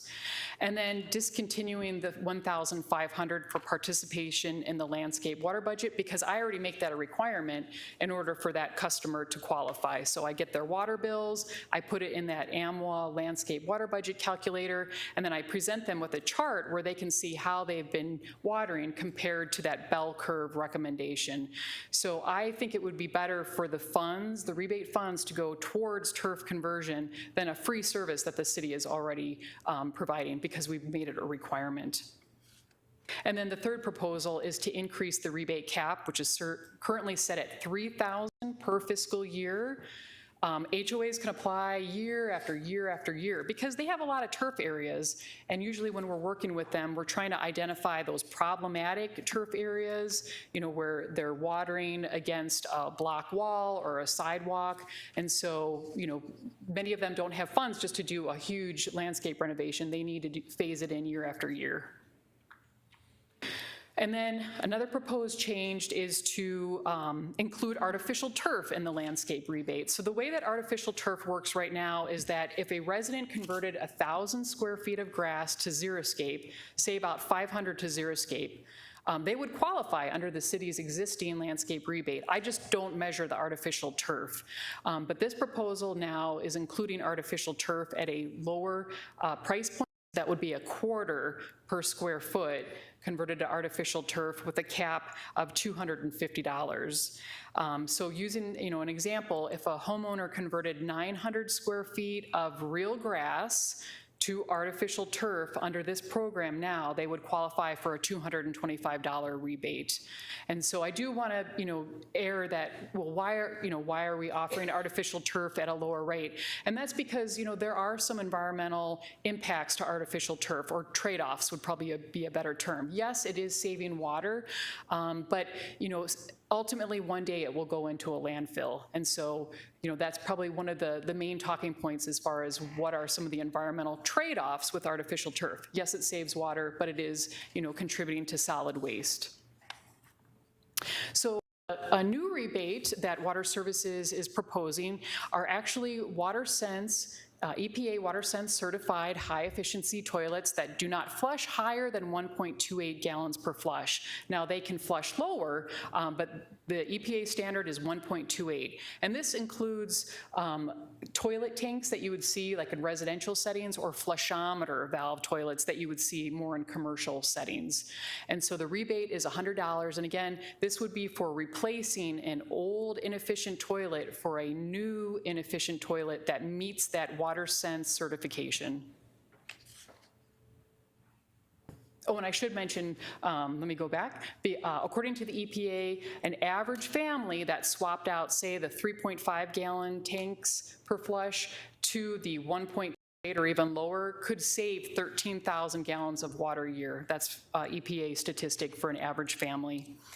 So then another proposal would be high efficiency clothes washers. Again, this is an EPA Energy Star program, so it's not WaterSense. WaterSense doesn't have specifications yet for clothes washers, but Energy Star is like the sister program to WaterSense. So we're proposing a $200 rebate for replacing, again, an old inefficient clothes washer with a high efficiency Energy Star rated clothes washer. And according to the EPA, an average family can save 5,000 gallons of water a year by just upgrading to those front-loading clothes washers. And then another proposed rebate is up to $150 for EPA WaterSense weather-based irrigation controllers. Sometimes they're referred to as smart irrigation controllers because they know how much to water and how frequently and when, because they're using local climate weather, they're using your unique soil conditions, your slope, your plant material. And so this rebate would be up to $150 per controller. And according to the EPA WaterSense, an average home can save 15,000 gallons of water a year by upgrading to those smart irrigation controllers. You'll notice that we don't have non-residential. We're not recommending this for non-residential now because Water Services is piloting this incentive through a federal grant, a U.S. Bureau of Reclamation grant that we got earlier in calendar year 2023. And so we're slowly working with HOAs and businesses and schools to get these weather-based irrigation controllers on their properties, and so they can receive up to $7,500 under the U.S. Bureau of Reclamation grant. But that grant expires at the end of next year, and so I would definitely recommend this type of an incentive for our large customers with large landscape areas. Yeah, a couple things that I was just noticing here. When you talk about an average family, that's what, 4 people per household? Kind of what you're figuring? Thank you, Mayor. I think that's correct. So those numbers are flawed in the sense that if it's just 2 people living there, you're half the savings. The difference, that very last one that you just showed us, whether there's 1 person living there or 12, it's going to be the same amount of usage, same amount of gallons saved for an average household as far as irrigating. That doesn't change no matter how many people live there. That's correct. So my thought is, maybe the thought should be how to steer people more that direction, and then do it also at the same time with the Zeroscape as a condition of getting that also. I would encourage trying to boost that up a little bit, maybe not putting a priority on, and I think the washing machine was the least savings of all. Again, flawed, because if you only have 2 people living there, it's going to be even half that. So that was just something I noticed. Thank you, Mayor. That's such an excellent point, because so much of the typical residents' water use, most of that is outdoors in the landscape. So, your idea to have a smart irrigation timer tied in with possibly a Zeroscape rebate would yield a lot more savings than, say, a single family or a single person living at home with a clothes washer. Yeah, really good point. Thank you.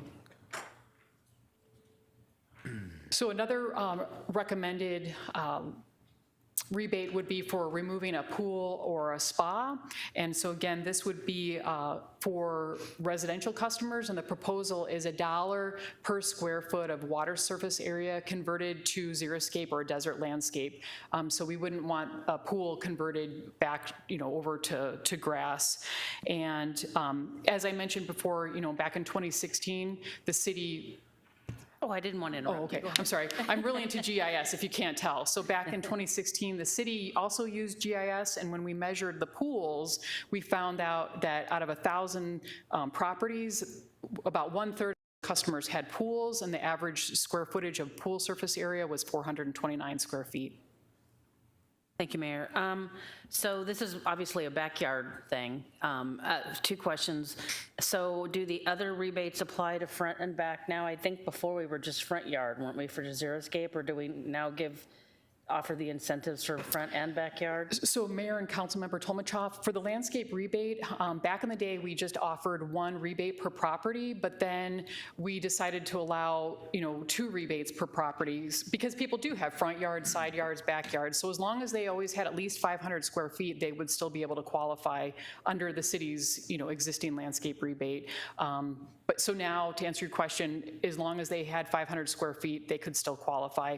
Under the city's new proposal, I'd recommend that if a customer had grass in the front and that was converted to xeriscape, they could get a rebate, but say they wanted to do the back, they'd have to get rid of everything, so that conservation staff isn't keeping going to properties over and over to make sure that they have eliminated their grass. Okay, and then Mayor, if I could, if you convert a pool to some other landscape that would include artificial turf, this says desert landscape.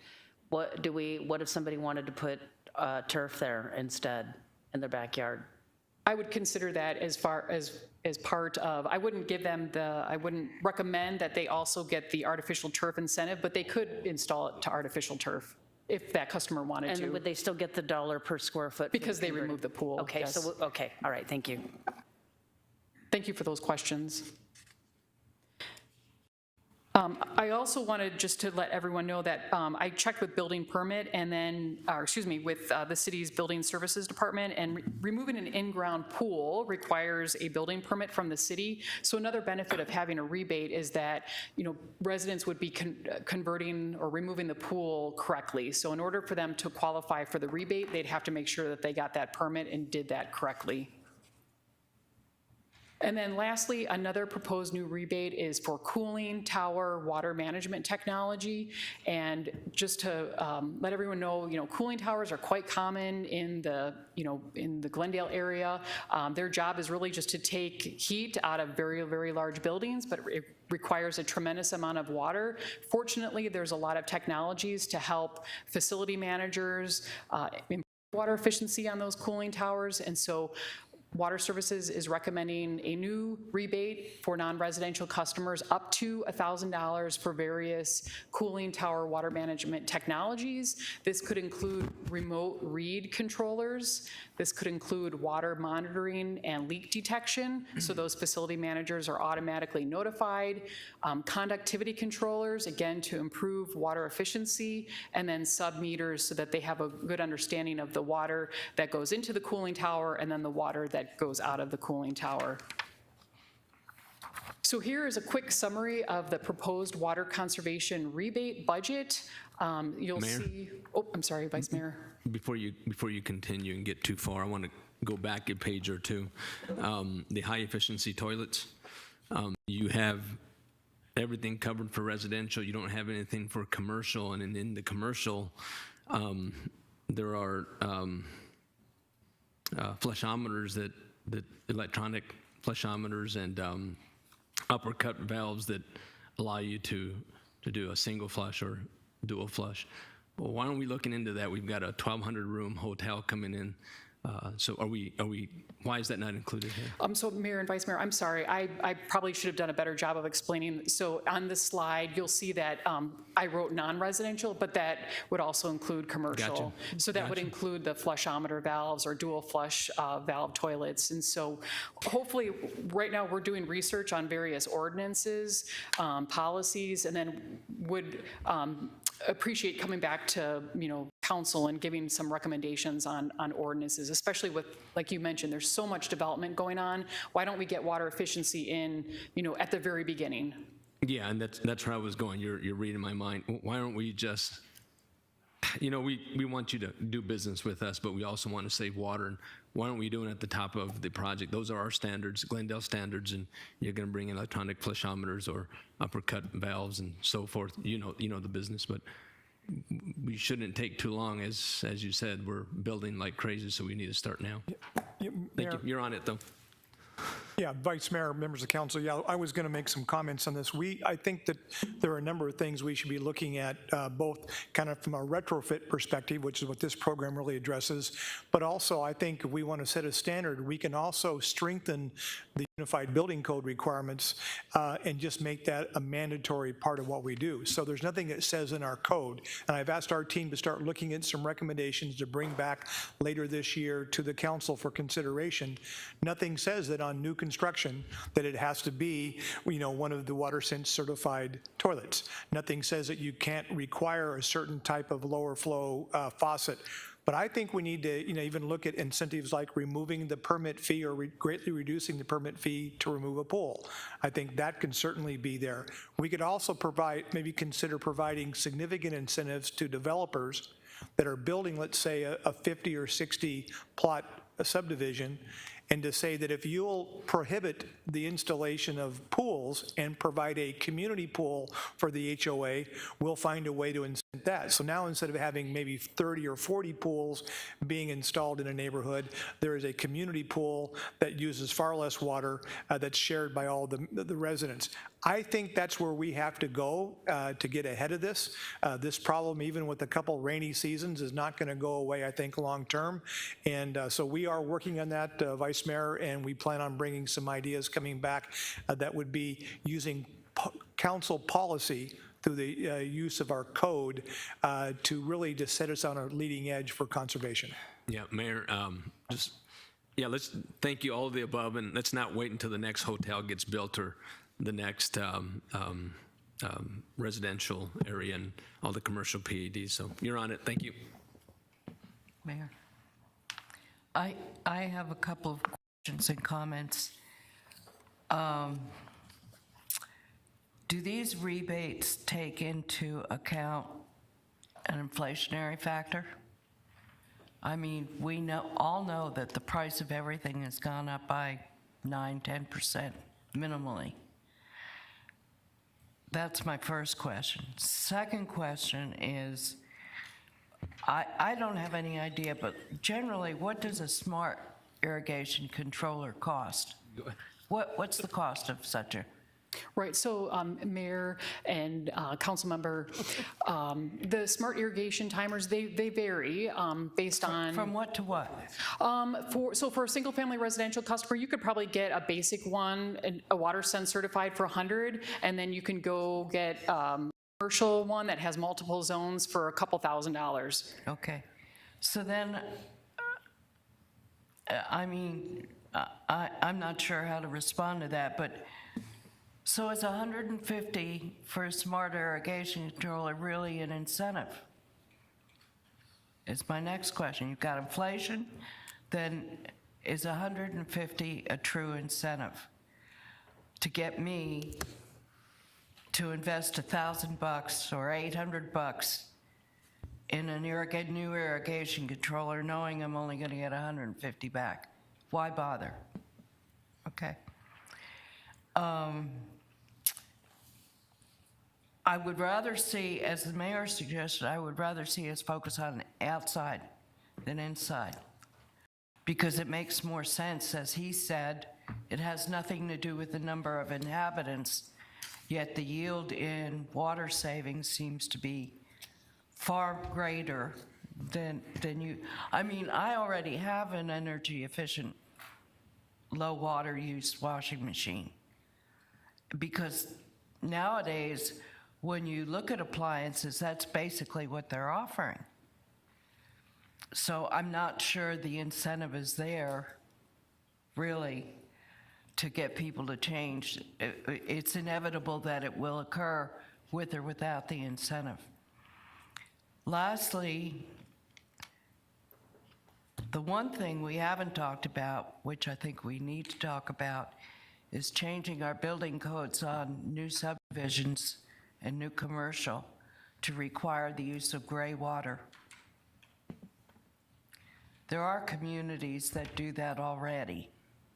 And I would think that in a state such as Arizona, where water conservation is so critically important, that mandating that there be a second water supply system of gray water for use outdoors or whatever makes a lot of sense.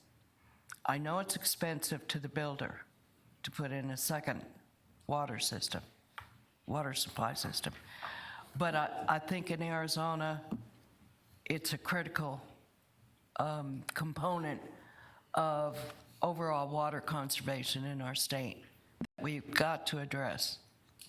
Thank you. Those are my comments. Mayor, maybe a couple responses for Councilmember Clark. I just last year ago, installed a smart controller at my home, so I'm pretty familiar with it because we researched out different measures. This one's connected to my home Wi-Fi. It then pulls off the AccuWeather weather, and then you can program it so that if rain is predicted at certain percentages, it'll automatically cut back your watering. When temperature levels drop down or go above set levels, it automatically adjusts the amount of water flow. It's a really nice system. It was $250. A standard non-smart controller was about $100 to $150. So I think the purpose of the rebate is to try to give an incentive. Instead of installing just a basic controller, we're going to help really upgrade you to one of the smart controllers. With regards to the rebates, this is part of our fee schedule, and obviously we can continue to come back like we were doing today and adjust as inflation gets up. We can adjust those fees going forward. So, so I think that's the intent, is really to get people to be thinking water conservation wise, and I think this program, really our water division, and has really done a fabulous job on putting this together, and so I hope that additional information helps out. Yes, thank you.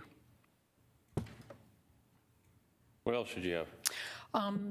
Thank you, Mayor. This is just a quick slide of the proposed budget, and so I recommend making the rebates, if council approves, available after January 1st, 2023. Just due to the complexity of retrofits, I would recommend that the rebate becomes available for customers that installed or made, landscape conversions, again, after January 1st, 2023, if it were to go into effect. And then I just wanted to give a hypothetical scenario for a residential customer about the rebate funds they could receive if, a single-family residential customer converted 1,000 square feet of grass, they installed 2 high-efficiency toilets, 1 efficiency clothes washer, 1 smart irrigation controller, and then removed a pool. They could be eligible, if council approves, for $1,500 in rebates from the city. And this scenario, this particular resident, an average resident, could save 85,000 gallons of water a year. And my last slide is just items for consensus. So again, I'm asking council just to review. I'd like to propose the following items for consensus: changes to the existing landscape rebate. So again, increasing the rebate amount for residential and non-residential customers, discontinuing the rebate for the landscape water budget. Again, that's a service staff already provides, to allow some artificial turf, and then to create new rebates, high-efficiency toilets, clothes washers, irrigation controllers, a pool or a spa removal, and then cooling tower water management technology for commercial customers. And that concludes my presentation. Thank you. All right, thank you. And then I'm going to go back to what I brought up earlier. I really think that we should emphasize more on that irrigation, because that's going to be the single thing that makes the biggest difference. I'd like to see that maybe quadruple. The rest of the council can certainly put their 2 cents in, but if we're going to make a difference, let's make a difference. Thank you, Mayor. Do you also, I don't know exactly how we're going to get the word out about, and what we're changing, but are we also going to, not only are you going to get a rebate on a single family, say most homes have maybe 2, some 3, toilets, you can get $100 per toilet, but you're gonna be saving 13,000 gallons of water a year, what the actual dollar savings would be for a resident on not having to buy that extra 13,000 gallons of water from us too. So there's really double incentives for people to save the water because you're using less water, your water bills will hopefully go down. So I just don't know if that's gonna be part of what we put out there for residents, but I think it would help us that it's not just a one-time thing. You're gonna be saving that money over and over and over and over again on your water bill. Thank you. Mayor, thank you. A couple of questions. On the toilets, the new toilet would have to meet the 1.28 gallon. You mentioned a 3 or 3.5 gallon standard, and I think some older toilets are as much as maybe 5 gallons or more. Are most of the toilets in Glendale, do you have a sense, are most of them in that 3.5 gallon range, or? So Mayor and Councilmember Turner, 1.6 gallons per flush is the standard. That came about from the 1992 Energy Code, and that is in our International Plumbing Code. So the standard is 1.6. So anything development-wise post-1992, Glendale had a lot of development in the 70s and the 80s, and so I would imagine there still may be 3.5, 5, or even 7 gallon per flush toilets out there. But even going from, say, 1.6 to 1.3, it doesn't sound like a lot, but when you multiply that by the number of uses per day and the number of occupants, it does add up. Okay, thank you. On the pool, decommissioning a swimming pool rebate, that would be also contingent on it being an active pool within immediately or a certain time frame? So yes, thank you, Mayor and Council. That would also be one of the requirements, was that it was an active, water was in that pool within the past 12 months. So we wouldn't want to incentivize a pool that had like a deck over it or that just wasn't active, because I tell our customers that these are water saving programs, at least with our landscape rebate. And so, you would have had to have use in that pool before. Okay, because looking at it through Google Earth, there's a lot of pools that are not being used, but that maybe haven't been in 5 or 10 years even. So those wouldn't be qualified for. So it's a closer time frame. Thank you. Well,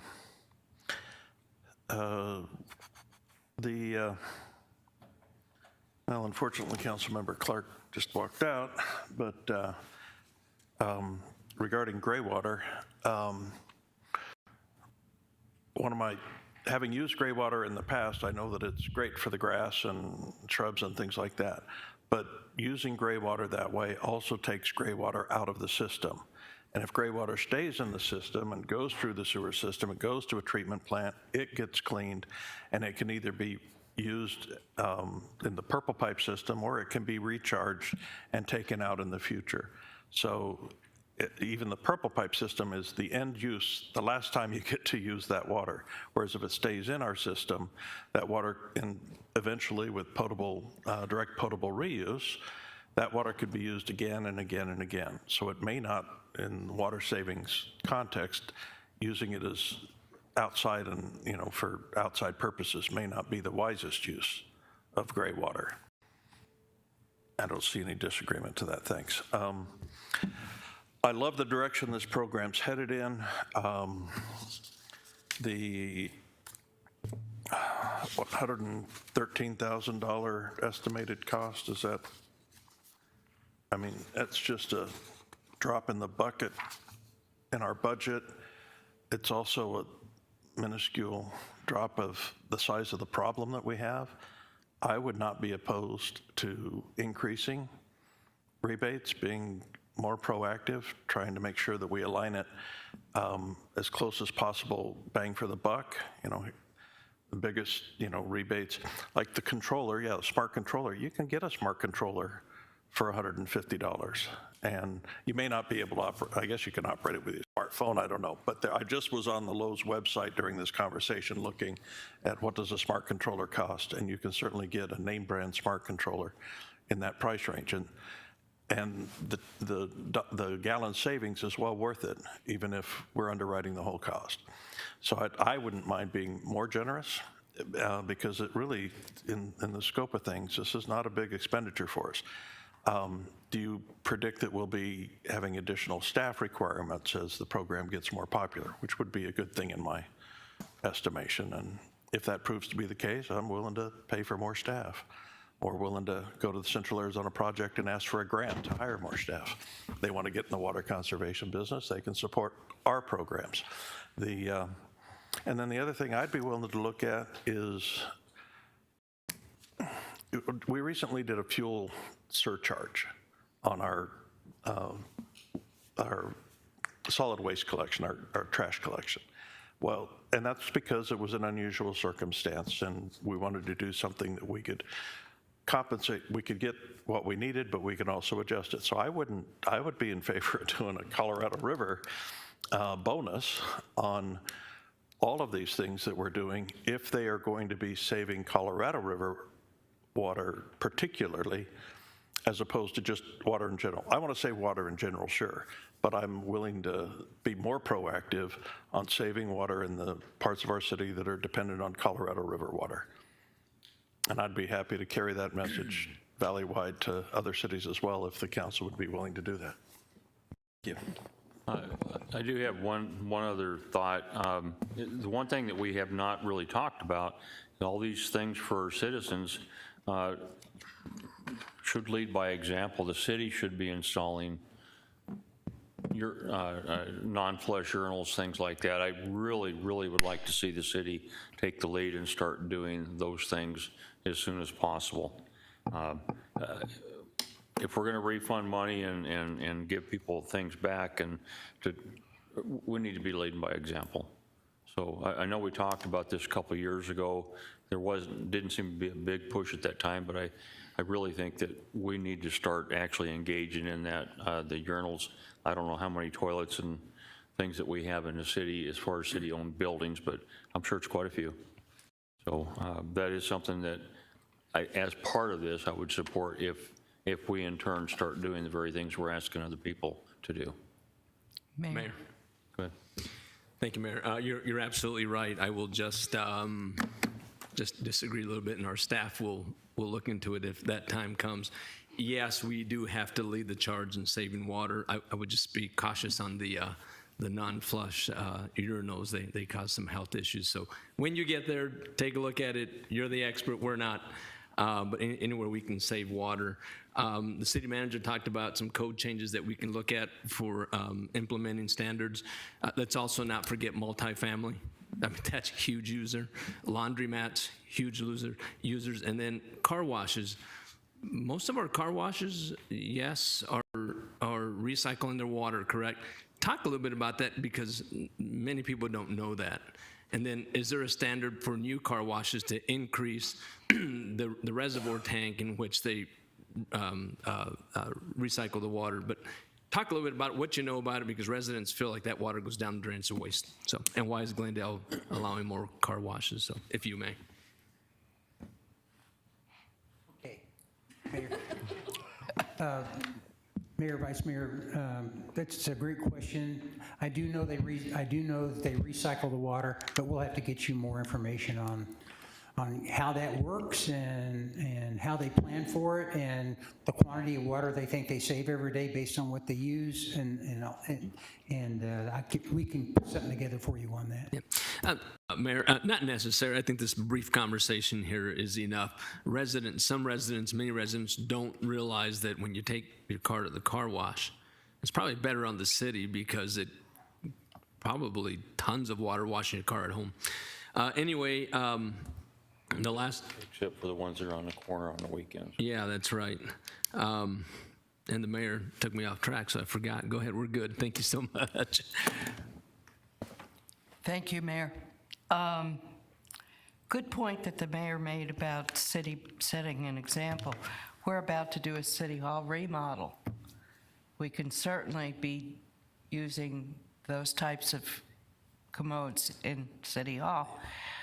But there's another issue that many older parts of town do not have HOAs. and have significant turf in terms of retention basins that are usually maintained by the city because there is no HOA. The city should be converting some of those retention basins into xeriscape as well, and doing away with our need to water all of these retention basins in non-HOA subdivisions. So that's another way that the city can lead by example as well. Thank you, Mayor. Anyone else? All right, thank you. Mayor, if I may, you had great comments today. Some of them would probably generate some changes to this. So I think we'll work with the manager's office. We'll get the comments and we'll get guidance on coming back for another workshop or coming forward with something for you to review. And we've got to get marketing involved in this also. There's a big marketing element to this. And so if you guys are okay with providing consensus that you want this program to be more robust, then we will we'll work with the manager's office on how we bring that back to you.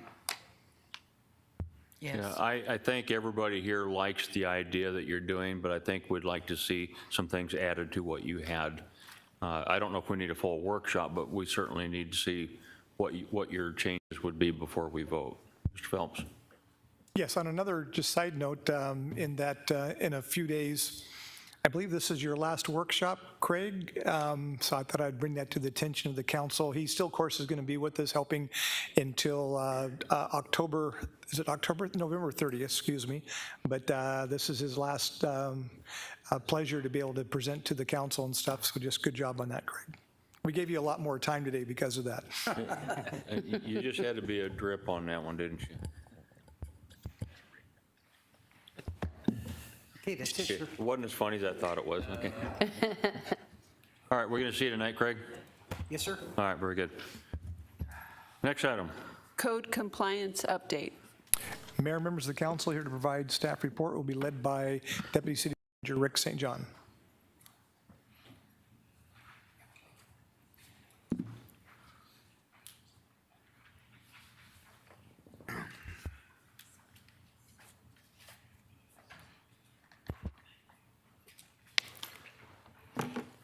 Good afternoon, Vice Mayor, members of the council. As you know, over the last couple of years, we've spent a great deal of time, this council has spent a great deal of time looking at code, putting tools in the toolbox for our code compliance division in order to better enforce in our communities and remove some of the blight conditions that occur when citizens are not in compliance with our code. And so also this last budget cycle, council put a lot of money into the code compliance division in the form of 5 new positions. And so in discussions with the city manager, we felt it important to come in front of this council and have a public conversation about how code works, why we do the things that we do the way that we do them, and how our processes are set. And so that is the discussion today. It is an informational discussion. We're happy to answer any questions you have throughout the conversation, but we're not looking for any guidance today, just providing some information. And I've got the code official, Tim Bowling, here with me today, and he'll be leading the conversation. So I'll turn it over to Tim. Thank you, Mr. St. John. Oops. Thank you, Mr. St. John. Through the balanced scorecard process, we developed a purpose statement, which we strive to make Glendale a safe and vibrant place to live and work. We accomplish this through effective communication and continuous education to ensure compliance with codes, providing a healthy and desirable community for all. And we are really excited about the future of code compliance and what we're able to do, some of the changes that we made over the last couple of years, and then the new staff that we've gotten is going to allow us to do some better things and to be more efficient. So we're excited about what our future holds. Just a little background, code enforcement was a division created in 1980 in the city attorney's office, became a department in 2006. At that point, had a director, assistant director, management assistant in 12 grid areas. Went back to a division in 2014 in development services, and then in 2019, we moved to the city manager's office. Currently, with the 5 new staff that was approved in this year's budget, we have 22 budgeted full-time employees. At this point, I'd like to introduce 2 administrators. We had 2 retirements this year. 2 long-term administrators retired this year, and we were able to promote Tasha Jefferson, which is in the back, in December, and then Bob Erickson was promoted to the other administrator just last month. And then also with him is Deborah Gentry, who manages the office supplies and, you know, one of the best employees I've ever worked with. So at this point now we have 3 office support that do intake, customer service. They take a plethora of phone calls. They take information off Q Alert system. They do emails. They file liens, manage case files, and then they do a variety of other office support services. We'll now be able to have 11 grid inspectors. We've been going through the hiring process. With the promotions there, we promoted a couple other people into senior inspectors, and we've had some vacant grid inspectors along with the new staff that was given to us. We're going to be able to have 11 grid inspectors, close to where they were back in 2006, but that's going to allow us to do some really good things. We have 5 senior inspectors, and they focus on the residential zoning, the rental, and commercial properties. Let me go back to grid inspectors. They focus on the residential and primarily the blight issues. And blight, when we talk about blight, it's high vegetation, items in public view, abandoned vehicles, parking in the front yard, those types of things, just the blight things that annoy most residents. We just have 2 supervisors, the 2 that I just introduced, and 1 administrator. This is a list of cases or the different types of codes that we enforce. The bulk of our cases are Glendale City Codes, Chapter 24, 25, and 29.1, but we do a variety of other codes that we enforce. Some of the results from last fiscal year, 9,379 cases resolved, and 39% of those were proactive and picked up by the inspectors. So a list of our most common violations, again, overgrown weeds and grass exist on 40% of our cases. We may have other violations along with it, but on 40% of our cases, it's overgrown grass and weeds. Now the process for our cases, it would be great if the residents would just do what we ask them to do, but that's not the world we live in. The process for most of our cases follows the same path. A violation occurs, we discover it on our own, or a complaint is filed. Inspection happens within 2 days, and that's on 98% of our cases. We get out there within 2 business days. We serve a notice of violation, usually for 7 days. We do a follow-up inspection. If the violations are still there, then we serve a final notice, usually for another 7 days. Now, those are notices. A lot of times residents will call and they'll say, I got a citation from an inspector. There's no dollar amount attached to those notices. It's merely the education process to let people know what a violation is and how they need to correct it and give them a time frame. Our case management system that we use right now is Glendale 1. When we serve a notice, we give them usually 7 days to correct. We put the case on hold so the days don't continue to click on how long it takes us to respond. Because when we give them 7 days, we don't come back during those 7 days. We tried to find another language that we could put in Glendale 1, but the system doesn't allow it. So it's on hold. And I know that that provides some level of frustration for some residents because they think it's on hold. They think we're not doing anything, but that's not the case. We're just waiting for that notice to expire. And then when we come back out, when we serve the next notice. Mayor? Could you go through that again? Because I don't think I comprehended what you were saying about when you open the case and you put it on hold. I just want to make sure I understand. Sure. Mayor, council members, the Glendale 1 system tracks how long it takes city staff to respond to a concern that's raised by a resident. So we get that Q alert and we open a case, and again, we're there within 48 hours. So when we serve the notice, we'll serve the notice on the 10th, and we'll give you to the 17th to correct it. After we've served the notice, we put it on hold, so those days that track how long it takes city staff to respond to a case don't keep ticking. If we didn't put it on hold, then those 7 days would add up, and it would send a notice up the chain that we haven't responded in time. So, Mayor, may I? Go ahead. What triggers taking it off hold then? I mean, how do you have some way of tracking it, and then at the end of the 7 days, you take it off hold and put it back in, or activate it, or whatever you do? Yes, Mayor, council members, that's exactly what we do. We take it off hold, we do the next inspection, and if the violations are still there, we give them another notice, and then we put it on hold until we go back out and do that inspection. So each time we go out and do an inspection, we take it off hold, do an activity, and then we put it back on hold. Okay, thank you. Mayor? Go ahead. Just along those same lines, because this has been, I think, an issue for some residents, and the not understanding exactly what is going on with that. Now, do you put comments in there that are visible for those who are involved in the case, that know that there's a 7-day wait for the resident to respond to the notice of, something needing to be done? Mayor, members of the council, yes, we do put comments, and at each step, an automatic message is sent to the complainant. Okay, so they know that when it says on hold, they know that there's a wait for the, to give the resident time to correct the problem, is that correct?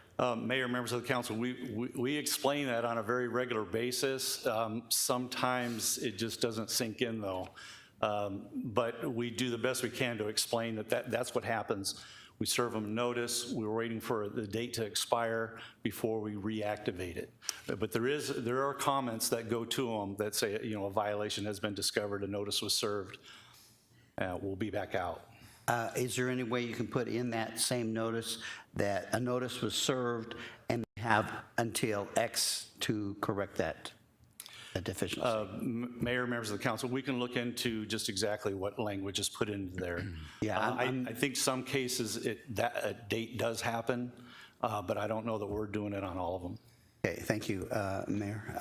I would just recommend that we do make it more clear in the system, because that has caused, I think, some issues among some people who do file complaints and then don't really feel like the city's doing their job, when in reality, you're doing exactly what needs to be done, but it's not clear in the notes. Thank you. Mayor? Go ahead. Yeah, before you get too far along, I'm on page 6. 1,023 weekend inspections. Sounds like a lot, but how many weekends is our staff working? This is just the amount of inspections. So how many weekends? And then I thought the council asked several years ago for weekends to be, for several of the inspectors, a standard work schedule. So how many weekends, and is it a standard? Mayor, members of the council, we work most weekends. The weekends we don't work are holiday weekends. Other than that, we are out on the weekends. We have at least 2 staff working almost every weekend except for holiday weekends. So there should be more than 1,023. There's about 53 weekends in a year, so you're cutting out a few. 52. Saturday, 52. Sunday, or just Saturday? 52. Just Saturday? Minus holiday week. About 48, yeah.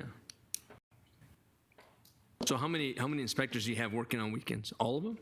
No, Mayor, members of the council, we rotate. So all of the inspectors do a weekend shift during the year, but we'll have 2 inspectors working on the weekends. Okay. And we'll do... It's about 19, yeah. It's about 19. We'll do about an average of 19 a month on weekends. No, a weekend. Oh, weekend. A weekend, yeah, weekend, right. Over 11. Okay, not too bad. When you say, thank you, Mayor, when you say weekend, do you mean Saturday, Sunday, or just Saturday? Mayor, members of the council, we typically work on Saturdays. However, if a complainant lets us know that a violation exists in the evening hours, early morning hours, Saturday or Sunday, we will adjust to do inspections when the complainant says the violation is occurring. Okay, so Saturday, on a typical Saturday, do you have one person working an 8-hour shift on that Saturday? And I understand that the inspectors rotate so that everybody gets to work on Saturday. But is it a full time? I mean, is it a full day on Saturday? Mayor, and is it one person or 2? It'll be 2 inspectors working a 10-hour shift. Okay, thank you. Mayor. Go ahead. I'd like Vice Mayor before we get too far into this, I have questions as well. On slide 4, your organization overview. I think I need a more fulsome explanation of the 5 senior inspectors. When it says that they inspect residential zoning, what does that mean? Because you've already 11 grid inspectors inspecting residential. So what's the difference between residential and residential zoning? Mayor, members of the council, the grid inspectors work in residential areas, again, focus on the blight concerns, which is usually the nuisance, chapter 24, 25, which is, again, your trash, parking in the front yard, high vegetation, those types of things, your basic blight stuff.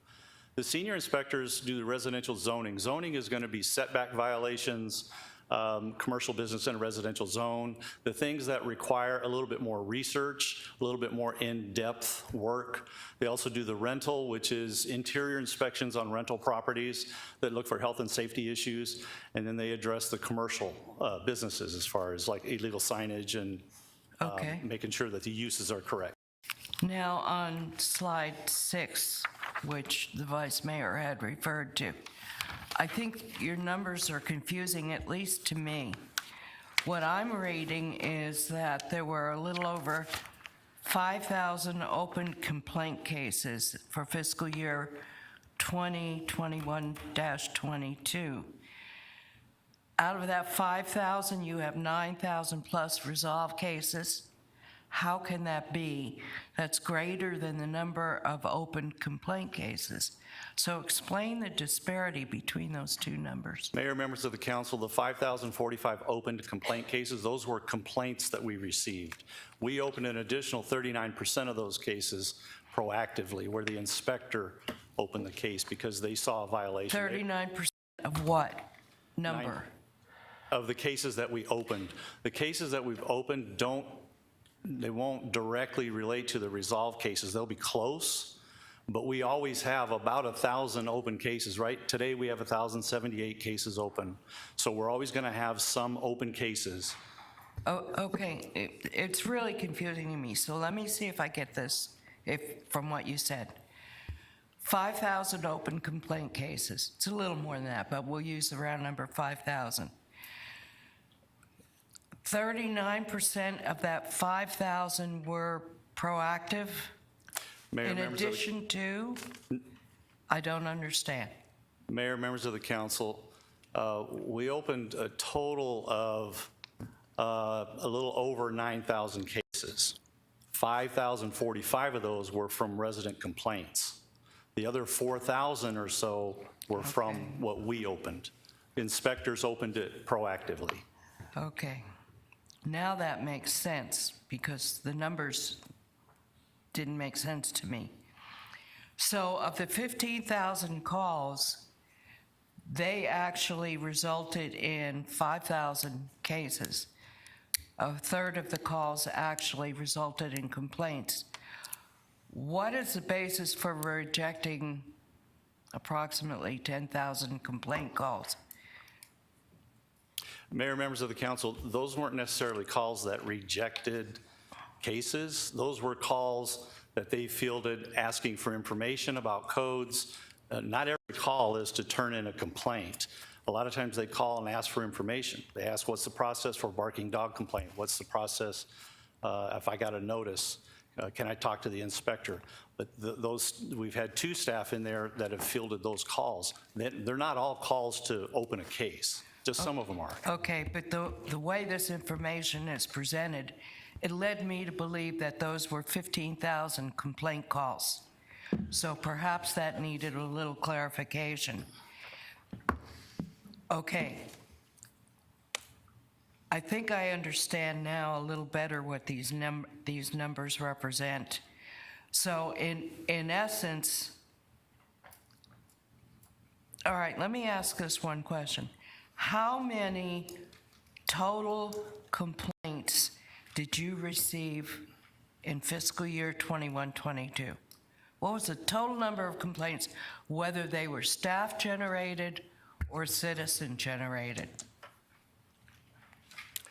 Mayor, members of the council, I don't have that number right in front of me, but the total number of cases was in the neighborhood of 9,000, but I'll get that number for you. Okay, because that's the number we need. How many complaints came into your office during last fiscal year? I don't want to know necessarily about the number of calls. I want to know about the number of cases complaints you actually received. Then from there, you tell me that generated 5,000 complaint cases, and 39% were proactive, which I would have appreciated a number there as well. Then that makes sense to me, this information that you're giving me, but the way that it is presented here, it's really confusing to me. Thank you. Mayor, go ahead. Gentlemen, we're probably not going to get done today, but got to ask the questions. Back to the weekends. So the 1,023 weekend inspections, what were the results? Is that just a physical, visual inspection, or what was there a violation? Was there a warning? Was it just an inspection drive-by?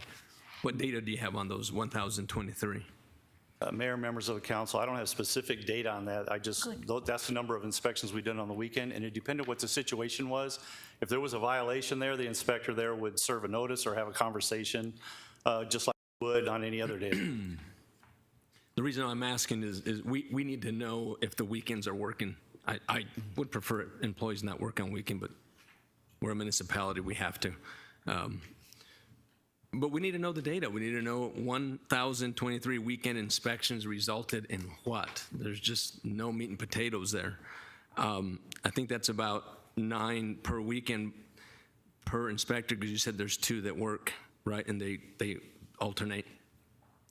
So let's just take an area and that person works the weekend. That person is not working one of the days of the week, correct? Mayor, members of the council, correct. The inspectors work a 4-10 schedule. Okay. And when they're going to work a Saturday, that means they work 3 days during the week for their 30 hours, and then Saturday, the 40 hours. I don't know about the rest of the council, but I'd like to see results of the 1,023 weekend inspections. Did they result in an actual violation, or was it just an inspection? I can drive by and take a look at something. But we need to see data. Thank you, Mayor. Anyone else? And I guess my only question for you is, on those weekend inspections, do you guys do anything different than you do during the week? Mayor, members of the council, no, it's a typical inspection that we would do anytime. We're just doing it on a Saturday, either because that's part of their regular work day, or because it's a case that the complainant said, hey, this violation only occurs on a Saturday. But we would do it the same as we would during the day. No, and I was pretty sure you'd say that.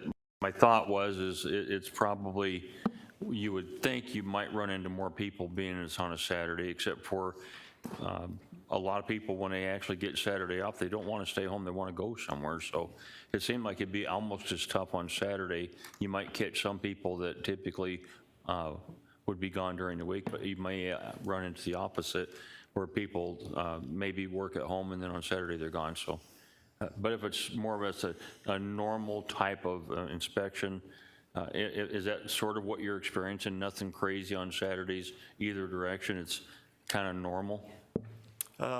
Mayor, it's normal as far as how the violations exist or whether they don't exist, but on Saturday there are more people home, and on Saturdays people indulge in other things.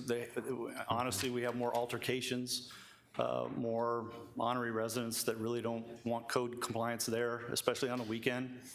So we do have more confrontations on Saturdays. That's why we have to have at least 2 inspectors working. We don't want anybody out there by themselves. Right.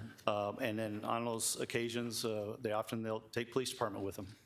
Okay, well, no, that's good news. Okay, go ahead. Thank you, Mayor. How do you determine, I know on a typical regular weekday, you have 11 inspectors and 5 supervisory, whatever the other, so total of 16. Sounds like you're gonna get. And that's done by grid, I guess, right? Areas that people, so how do you decide what areas are gonna be covered with just 2 inspectors on Saturday? Members of the council, on Saturday, If there's a property where the complainant has stated a violation occurs on the weekend, and it doesn't matter where it is, those inspectors will do that inspection anywhere, whether it's in their grid or not. The grids that we'll have, we will have those up and running in a couple of months. We've gone through the process of hiring people. We don't have 11 grids yet. Right now we have 6 grids. But we've hired folks. We'll have 11, and we'll be doing some really good stuff by January. Mayor, if I could, then so basically Saturday is nothing proactive happening because you're not, it's basically just responding to complaints that have been issued by and put into the system by someone? Mayor, members of the council, we don't get that many complaints that are Saturday specific. So yes, when the inspectors are out in their area, they will pick up proactive cases. Well, I mean, what do you mean by Saturday specific? I mean, when somebody files a complaint, they're just filing a complaint. So how would it have to be specific if somebody's got cars parked in the front yard or whatever the violation might be? Now I'm really confused because how could a complaint be Saturday specific? Mayor, members of the council, when a complainant calls in and they say they're parking in the front yard, but they only do it on Saturdays, then that's what I mean by a Saturday specific. Or they say they're operating a commercial business in the residential zone, but they only do it on Saturdays. Oh, okay. That's what I mean by a Saturday specific complaint. All right, thank you. All right. Are we done? What do you need from us? Finished? I'm about 1/3 of the way through. Oh, a lot more. Okay. All right, well, let's hold questions till you're done then. How's that? Thank you, Mayor. So after that second inspection, if the violations are still there, the inspector will issue a civil citation which provides a date and time for the initial appearance, which is the arraignment. If the defendant wants to argue the case, a hearing is scheduled. Inspectors present the case and the hearing officer determines whether the defendant is responsible or not. Hearing officer may find the defendant is not responsible or responsible and assess a fine, or they may suspend the fine. A hearing officer sometimes will give a resident more time to comply with a violation. We just got notice today, just to give you kind of an idea of a time frame, we issued a citation in June. The arraignment was in July. The hearing was set for October. So that's a 4-month period there where we're not doing any inspections on the property because we're waiting for the court process to take place. That's another source of frustration for residents in that we're just waiting for the court process to take place while that property sits there.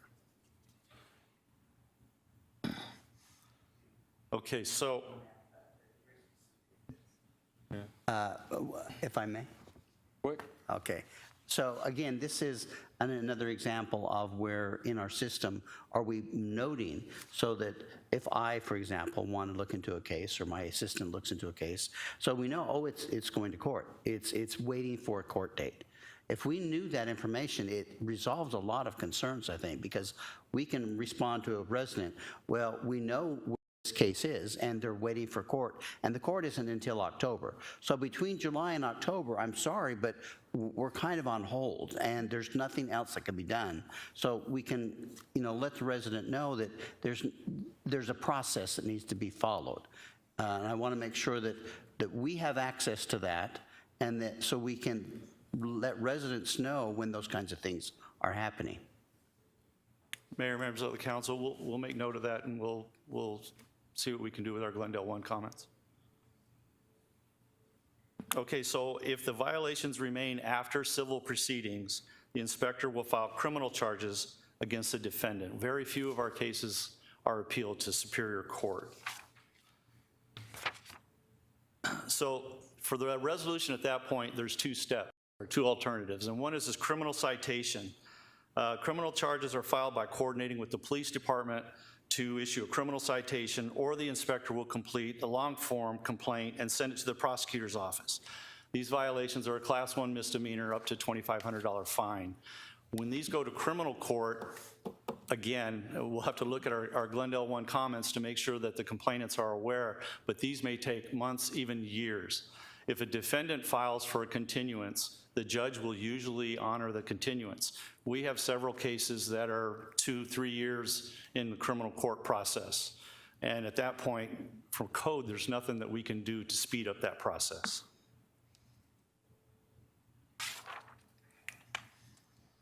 The second option is to abate the violations, typically on a vacant property. However, the City Council recently approved City Code to allow staff to request court-ordered abatement, which could be used on occupied property on extreme cases. Here's some results on some before and after. This is a property up in the Cholla district that we cited for a dirt yard. Here's a second one that is ironically on the same street. So the curb appeal for this neighborhood with just those two properties making those improvements is a pretty big deal. It's a fence violation that we've addressed out there and got corrected. Another fence violation.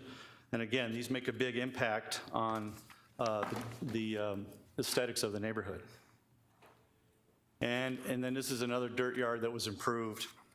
We get a lot of complaints for dirt yards. And again, when they go through the process to correct it, it makes a big improvement on the aesthetics of the neighborhood. So vacant property enforcement complies with the state statute requirements. We give a notice, which is it has to be at least 30 days by state statute. If the property is not cleaned, we hire a contractor to clean the property. We send the bill to the owner. If they don't pay it after 30 days, we put a lien on the property, and the lien is priority over all liens except general taxes. This is a property that was vacant, that was kind of extreme, and we removed 20 tons of debris from that property. So a pre-notification, we did a pilot program this last year, and we're kind of excited to get this rolling citywide. We conducted a pilot program to test the effectiveness of sending a letter to residents to let them know we'd be coming through their neighborhood looking for blight. Again, high vegetation, items in public view, abandoned vehicles, parking in the street, just your basic blight stuff. We conducted a base survey prior to sending the letter so that we knew how many properties had a violation. After we sent the letter, then we went through the neighborhood street by street, house by house, and we opened a case at every property that had a violation. About 10% of the properties corrected the violation before the inspector got there. We went through the same neighborhood. We did this pilot in 6 different neighborhoods, and about 9 months later, when we went back through a second time, we sent the notice out again. We did the base survey, and 15 to 19% of the properties corrected the violation before we got there. So what that tells us is that this process would be sustainable, and if that is our continued method, then residents will understand that we are coming through and that we are going to do the inspections. So this is the process that we're going to implement citywide. We've hired the new staff. They start in October. We'll get them all trained, and by January, we'll implement this process to send a notice and go into each and every neighborhood in Glendale and be proactive and go street by street, house by house, and look for blight violations and get them corrected. We're confident that this will be a very positive move and that it'll make a dramatic impact on how the aesthetics look in Glendale.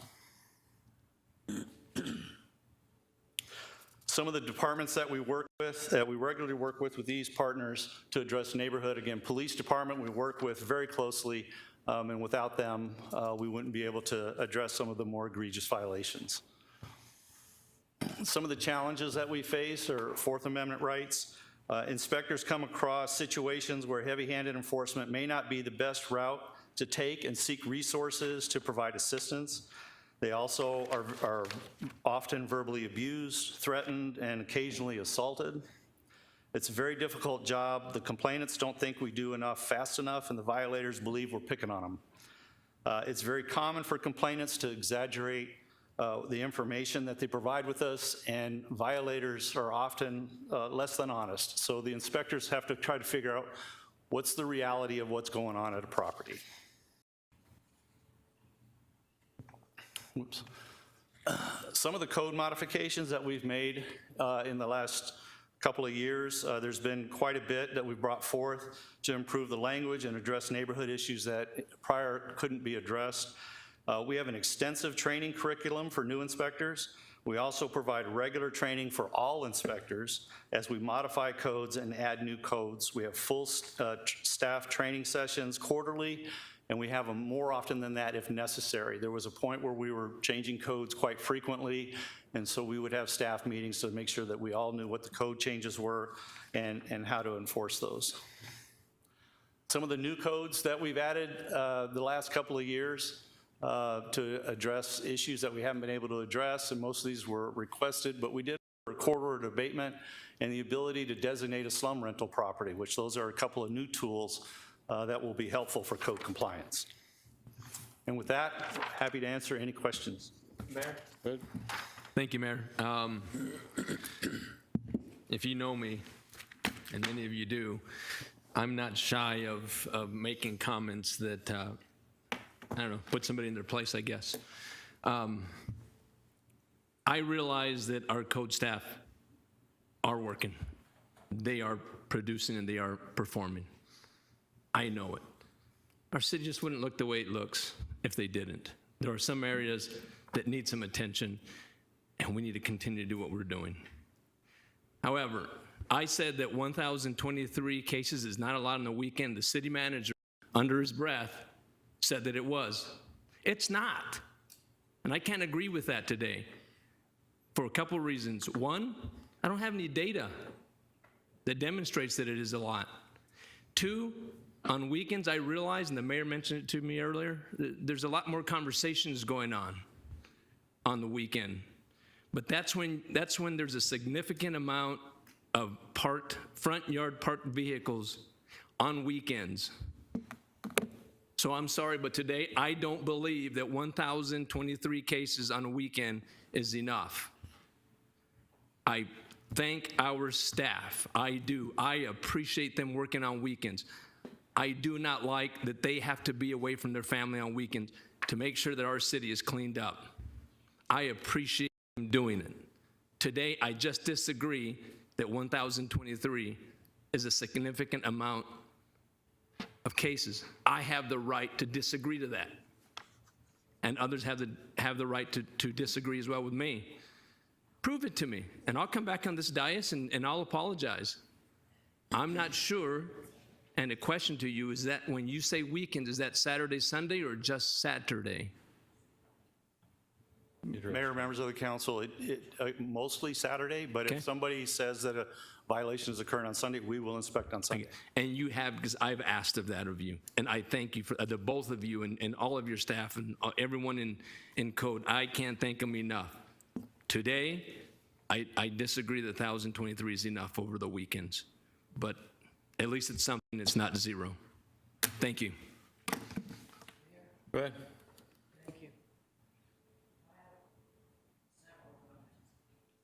Microphone. Turn your microphone on. Is it on now? Yeah. Yeah, okay, thank you. I have several comments. I don't think I'm the only one. I'm unhappy with Glendale 1. It doesn't do the job that we need for code. And I agree with Councilmember Malnar that y'all need to take the time to put more information in, and it's not, I'll look into it and see what we can do. For example, if a case is going to court and there's been a court date and the judge says this will have a continuance for 90 days, there is no reason why in that extreme right-hand column, someone can't take the time to say, this is on hold because the judge has ordered a continuance for 90 days.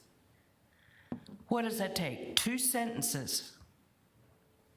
And then everybody, the council member who's reading that complaint and the citizen who made the complaint, knows what's going on. The level of frustration with Glendale 1 knows no bounds. Secondly, you mentioned 2006. That's when Dan Gunn was here and he initiated what he called focus areas. That was the best darn code enforcement program we ever had. You don't need to reinvent the wheel. You need to go back and see what Dan Gunn did. Now, you said you're not even gonna start this program until January and February, till you get fully staffed. Well, what's wrong with working with the 6 inspectors, grid inspectors you've got now, to start focus areas in their grid inspection areas now in September, October, instead of waiting till January and February and you're fully staffed? First of all, it'll give those grid inspectors who are doing the work some valuable information to pass on to the new hires when you are fully staffed. I would like to see the focus areas, or whatever you're going to call them, they'll have a new name, I'm sure. I would like to see it started sooner rather than later with the existing staff that you have now. Then on page 20, when you were talking about 10 to 20% of the corrected violations during the first round, this is under your pre-notification postcard, sorry. I'm passionate about this, so I get tongue-tied. Then you said 15 to 19% of the corrected violations were on the second round. But you said there was 9 months between the first round and the second round. I would like to know why you need 9 months between the 2 rounds. If you're talking about correcting violations, and you've sent people a postcard saying these are the violations we're looking for, and 10 to 12% correct them, what do the rest think when nobody shows up for 9 months to re-inspect? Heck, you can start a whole new crop of violations in 9 months. I really want code. I love the inspectors. They're the grunts on the ground. They're doing the hard work, but they're only as good as the information that they're getting and the tools that they have to work with. I think that there is still a lot that can be done in code that is not being done.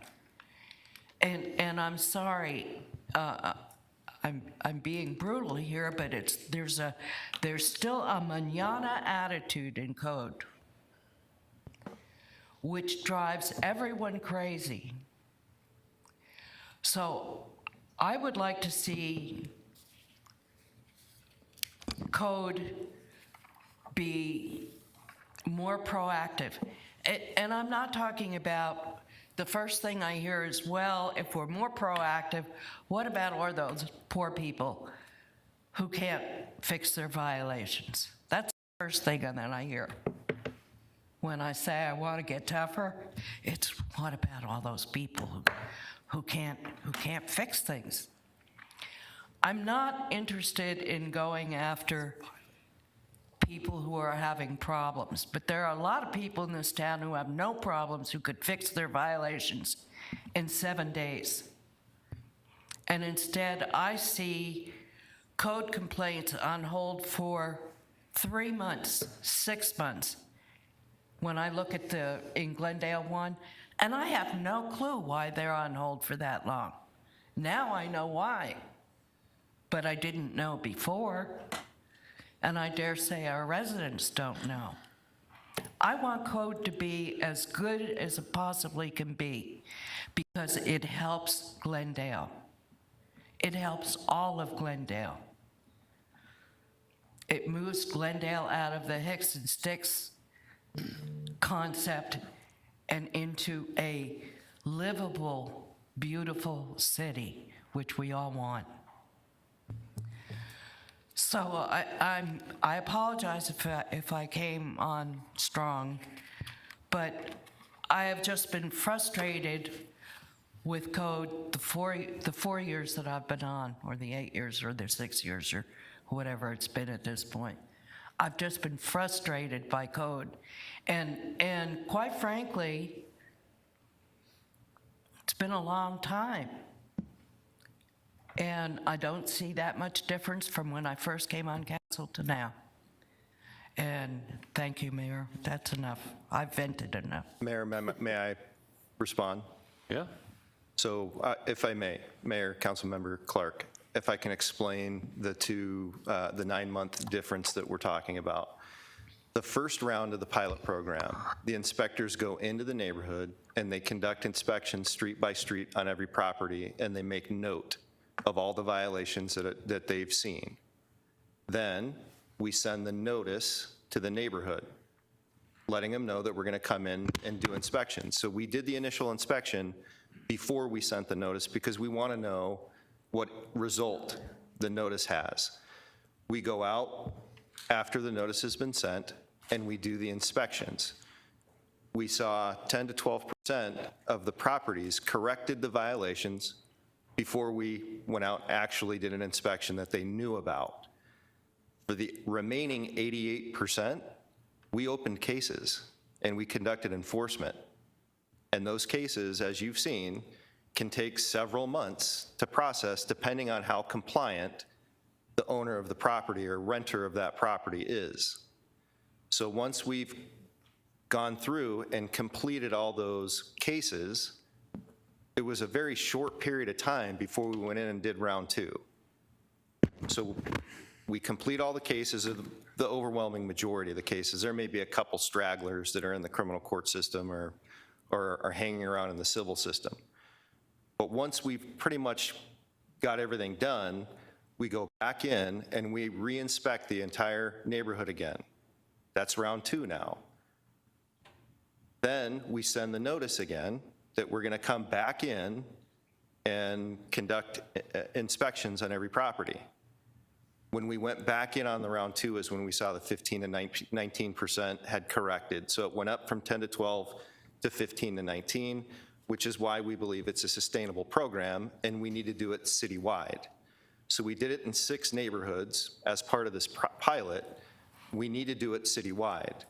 But it's intensive as far as the pre-inspections, sending the letters out, and then going out and actually doing the inspections where you're serving notices of violations. And as far as, I don't remember what language you used, it was project areas, I think, or something you talked about, focus areas. Focus. We have been doing that. I mean, that's currently occurring right now in the Saguaro district in a residential area that we get a lot of complaints about. And then we've done a lot of commercial focus area enforcement along Glendale Avenue, along 59th Avenue from Camelback to Glendale. So we have been doing these focus area projects. The additional staffing will allow us to do more.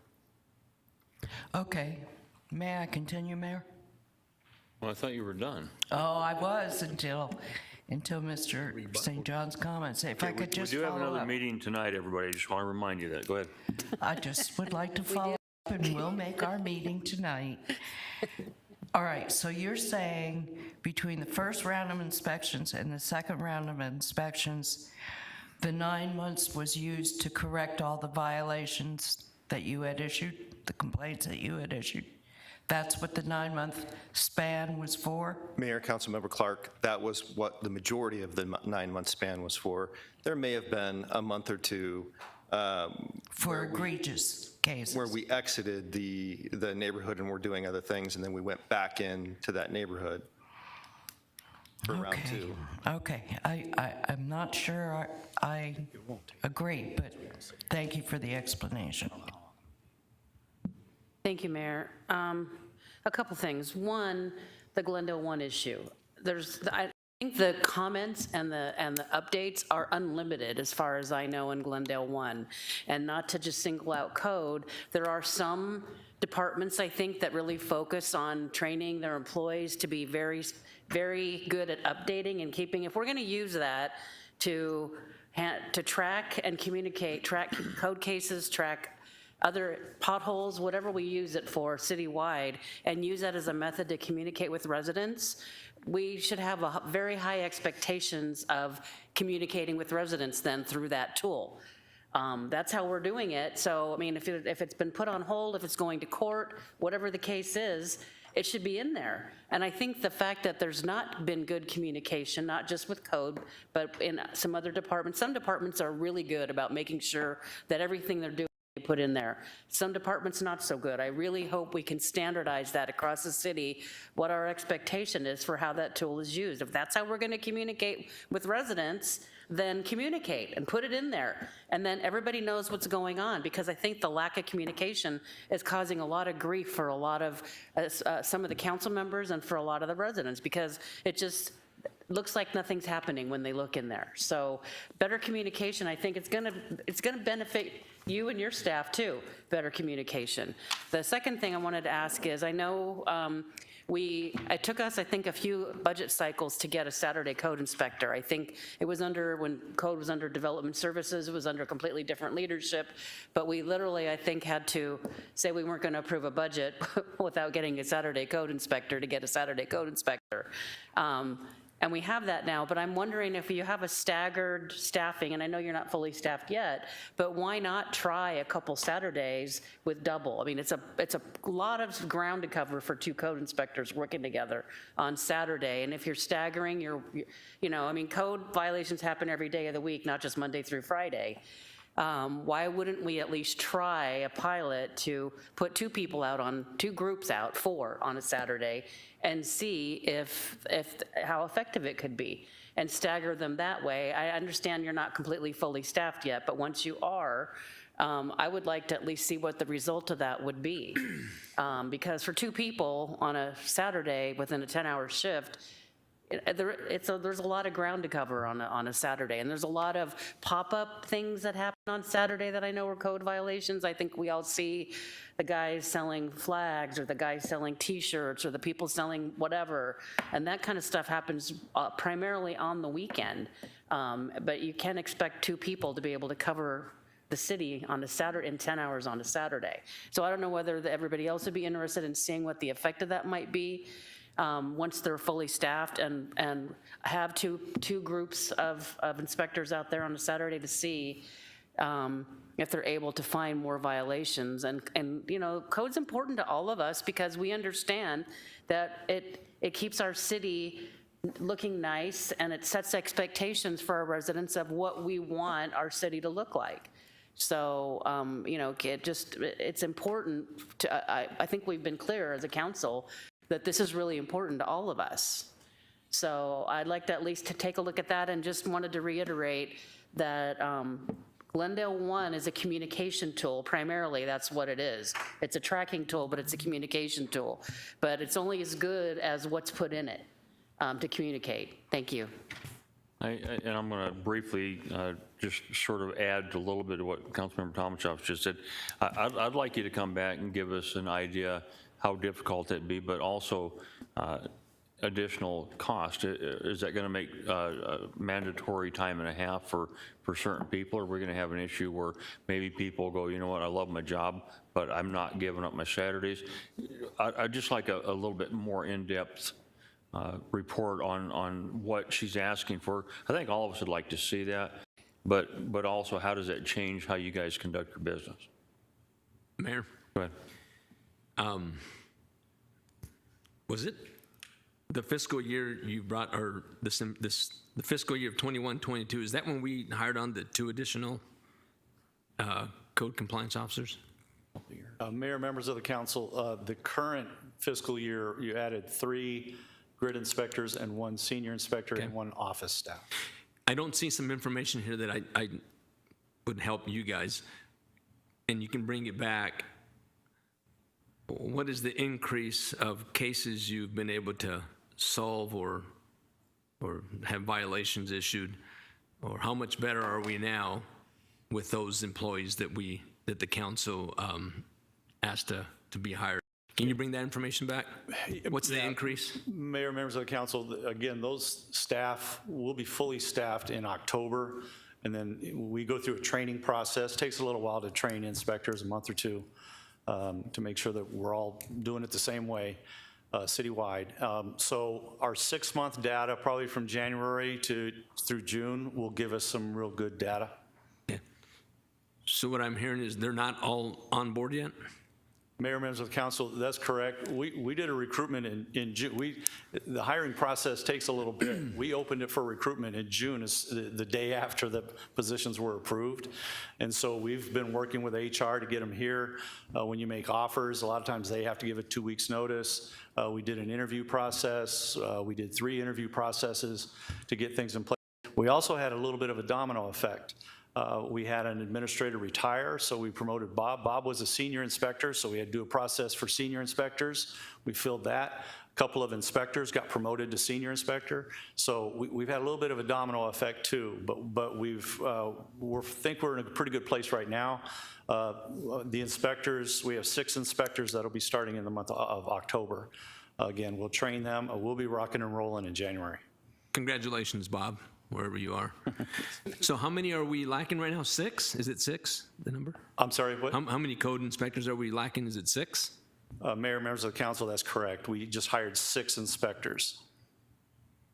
Okay. And out of 11 grids, so we have 5, and we're adding 6. That'll give us 11 grids. Do you anticipate them being out on the field? Mayor, members of the council, they'll be out in the field sometime in November, early December. That's good information for you to have brought up to us today. It helps you all with the data that we're looking for and the citizens that are watching. So, but I'd like to see what the increase, what you assume it may be, and maybe some of the increases before. I'm looking forward to it myself. That's information you guys should bring. Thank you.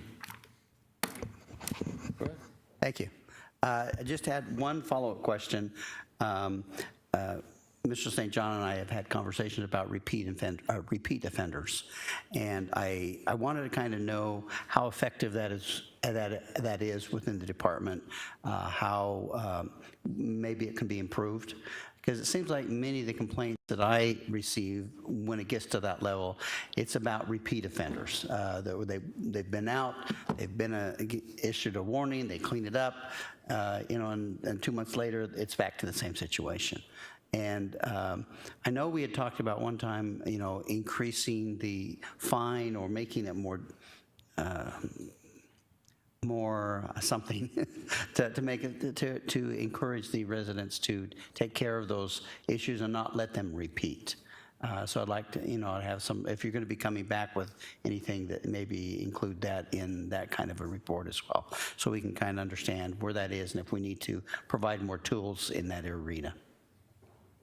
So for the sake, Mayor, members of the council, for the sake of the conversation, the repeat offender program, the way that it operates is if somebody has 2 open cases in a 12-month period, or is it the third? It's 3. It's the 3rd open case in a 12-month period. We send them a notice that they're now considered a repeat offender, and any violation that occurs after that follows a different track.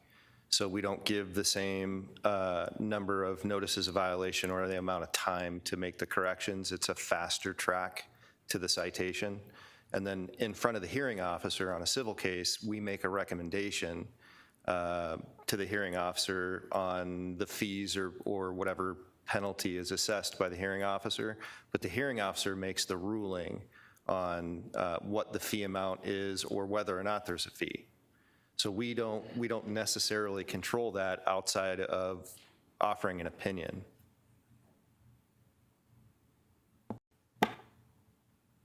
You done? Mayor. Go ahead. Thank you.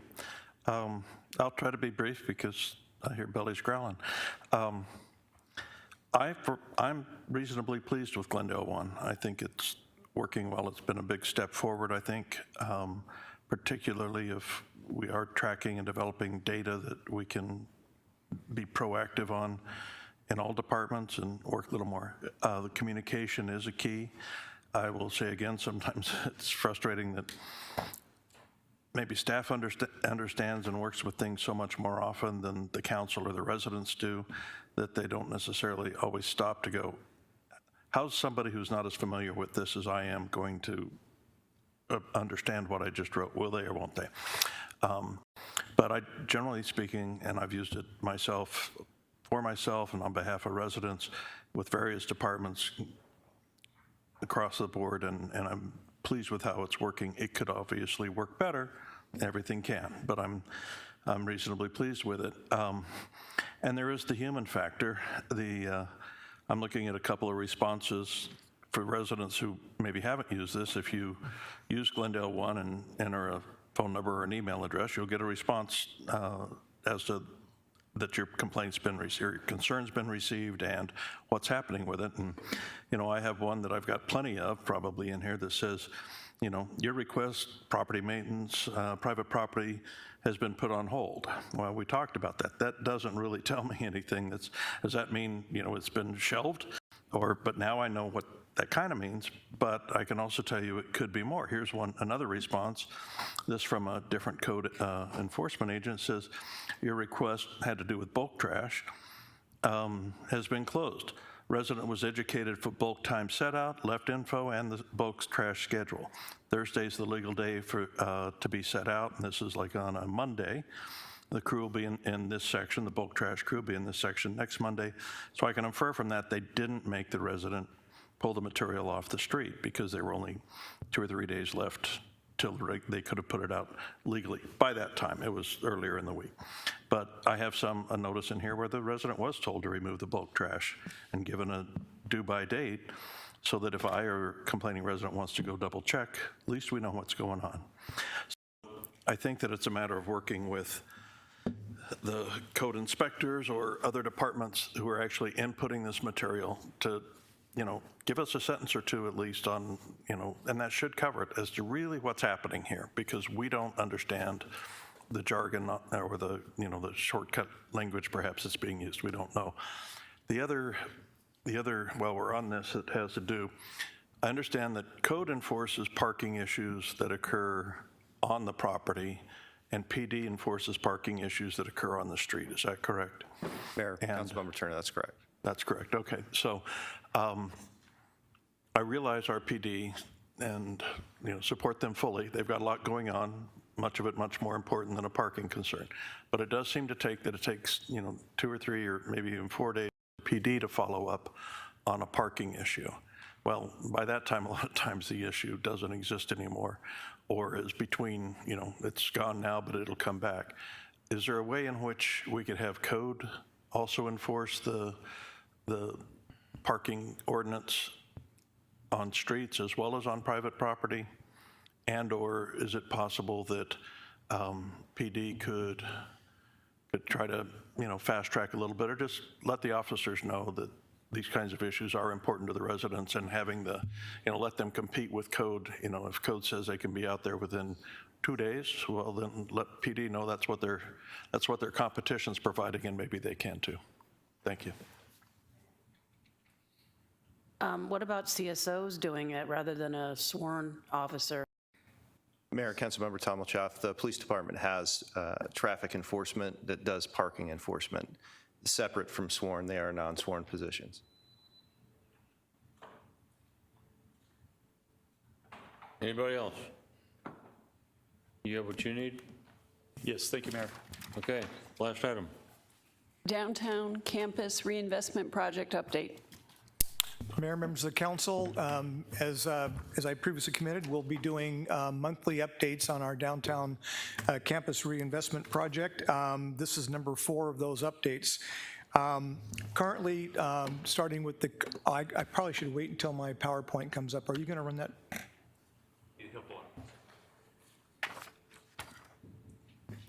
So as a reminder, our continuity of operations, we have 7 individual buildings that are part of the continuity of operation. That's the Sign Media Center, Adult Center, Gripstick, Airport, Bead Museum, and the Annex. So far, on the next slide, you see kind of where we're at in progress. We've broken it down into planning, design, and construction with a new revised projected move-in date. As you can see, we are either completed on planning or in the process of planning for all the buildings. Currently, we are on schedule for our timelines that we set out, and that we perhaps even have some departments that can do early move-in, and we're continuing to monitor that. Just want to walk you through kind of some of the activities since you don't always get a chance to see the facility. This is the second floor of the same building. You can see here, because of the age of the building, there was quite a bit more structural work had to be done to reinforce the roof, but that's moving along well. All the demolition has been completed. All of our structural has been completed, and now we're just working on the interior fit, and we're currently still on budget. We're still within the original scope, and we're still on schedule for a March 22nd through December 22 completion. The next is the Media Center. The Media Center, we're still just in planning phases of it, so we're still very early on. We're also looking at the furniture fit, because we have a fixed area, so we want to make sure whatever we bring in on our cubicles will fit in that space. And again, our budget for that is $415,000. This is a relatively minor amount of the project, and we're still believing that, that it'll be available for move-in roughly between June, after the Super Bowl sometime in spring of next year. The Adult Center, the design is 100% complete. City has issued permits to the contractor, and construction is scheduled to begin in about 3 to 4 weeks. And the tentative substantial completion will be sometime in February, early March of next year. And that is still, again, as you can see, with the light up in the left-hand corner, green means all those 3 areas are on schedule. Gripstick, again, design is complete there as well. The permit has been received, and we expect construction to begin roughly in 6 to 8 weeks. Again, all items here are on schedule. The airport, that design has been completed. Construction to be substantially complete on or before the end of this month, and we'll have the FF&E on or before the end of October. So it's the most far along of all the different projects that we have. Bead Museum, we're still in the early programming and planning process, so that is just starting. But again, it's a fairly easy space to work with, and we anticipate being able to get that design, once the programming gets completed, to get that design relatively quickly in construction moving forward. The same would be this for the annex as well. Again, because of the construction, the design is going to be a fairly straightforward process, and we're just now beginning the programming stage of that project. I want to talk a little bit about kind of our milestone schedule that we continue to kind of evolve, and the way we're currently working on internally as a team is that we see that there will be a number of opportunities where you'll see council engagement, where the council is involved in the process. So there are 2 specific areas for the planning. And then if you kind of go over under design, we see the council providing direction and consensus in 3 different areas, both at 30%, 60%, and 90% design. So in other words, we'll, based on your feedback of meeting with the design team, we'll bring a conceptual 30% design to the council, receive feedback, make the appropriate adjustments from that, and then the next time you'll see it will be at the 60%. And again, you'll be able to continue to make refinements throughout that process.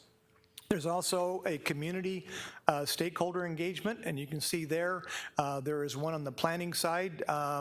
There's also, of course, the design. We'll have a public meeting, and also once we get into construction.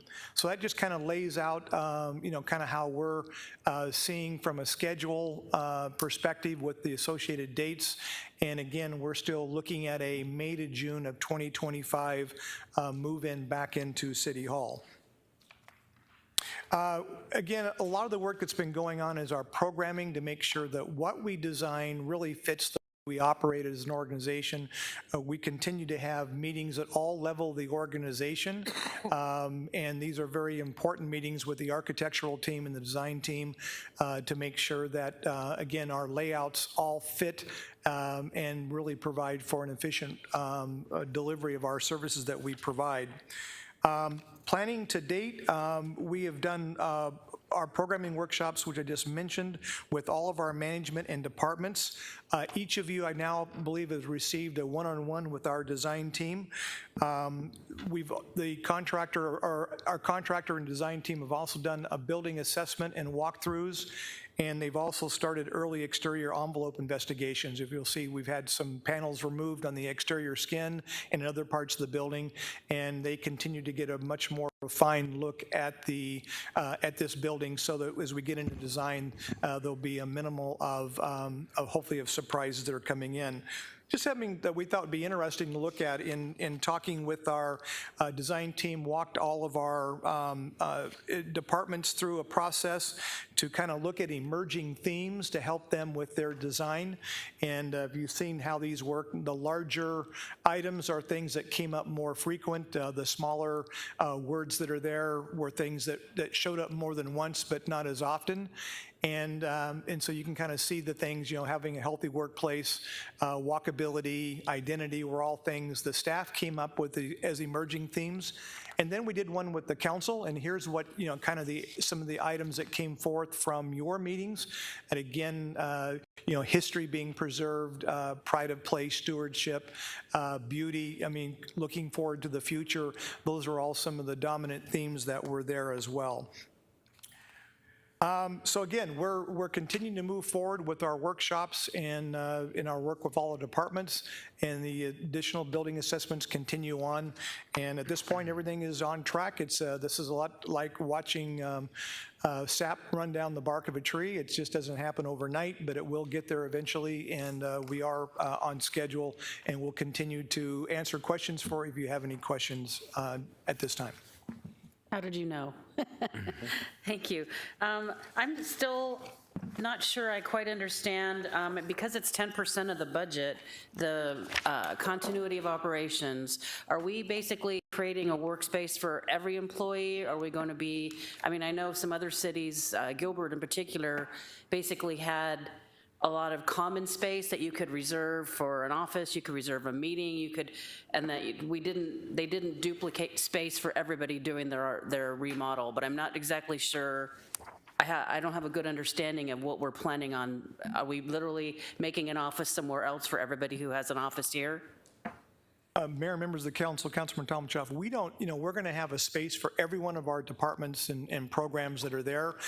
There is not a single department that is 100% remote option, for example. So we're building out our space to give us total flexibility.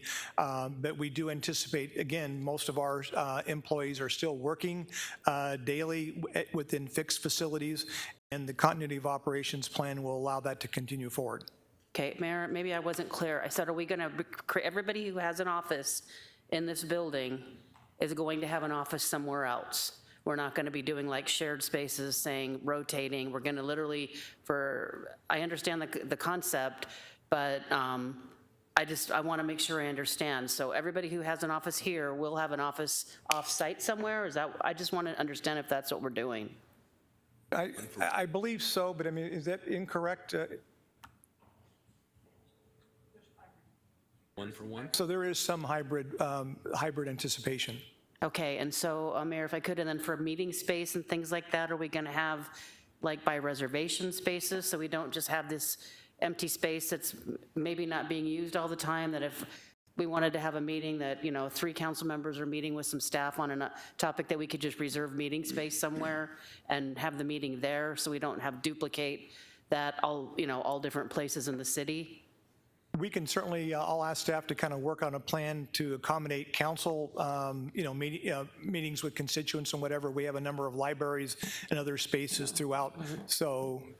Mayor, I wasn't talking about us, I was talking about citywide. Like, we have the 4th floor conference room that's used for a variety of, the council conference room. Are we gonna have basically, and that's how we do it now. We reserve a conference room for a conference. So we're gonna have basically centralized somewhere meeting space where you can still reserve it to use for meetings where you need more space than just an office. Mayor, members of council, Councilmember Tomachoff, we anticipated the need for meeting space at each of the facilities, so it's not going to be centralized.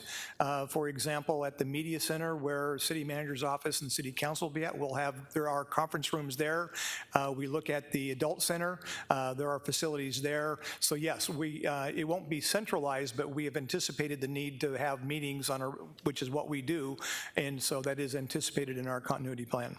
So Mayor, and my point is that the 10% of the $7 million, I mean, can we consolidate some of the meeting? Can we be frugal in this temporary workspace? And, you know, so I guess what you're saying is there's going to be meeting space at the Bead Museum and at the Annex and at the Adult Center, and at every single one of these places there's going to be meeting space. Mayor, members of the council, Councilman Talmadge, I'll be glad to provide you a report in terms of that space is at, but we have anticipated that. We are trying to be very prudent with the expense of the resources from the City Hall on this project, but I will be glad to provide a report on kind of how we see which facilities and how much space will be available for meetings. Well, obviously, we're not trying to build excess. We're trying to minimize our budget on the continuity of operations plan so that we can reserve as much for the actual capital project here at downtown.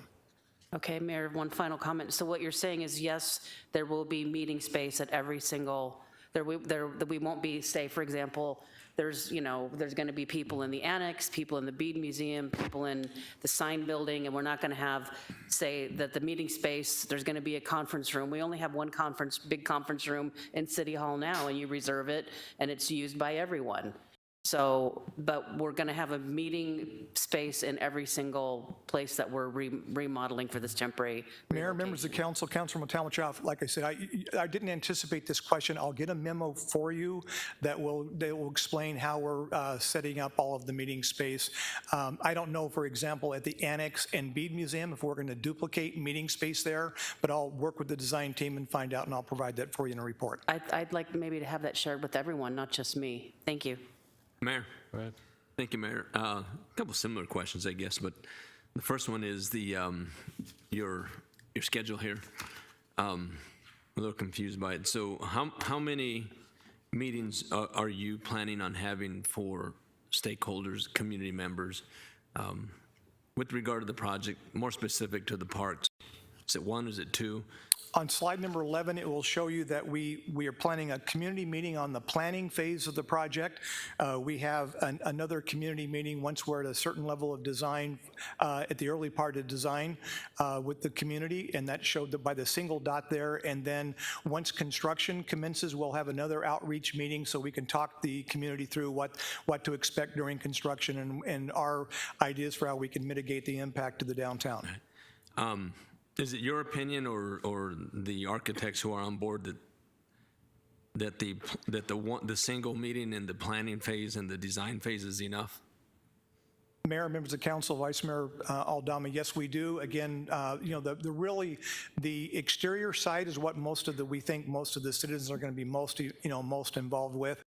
So the real work on the planning and design interior to the building is really department driven and programming driven. We do believe that's going to be adequate. We can always call for additional meetings, if not.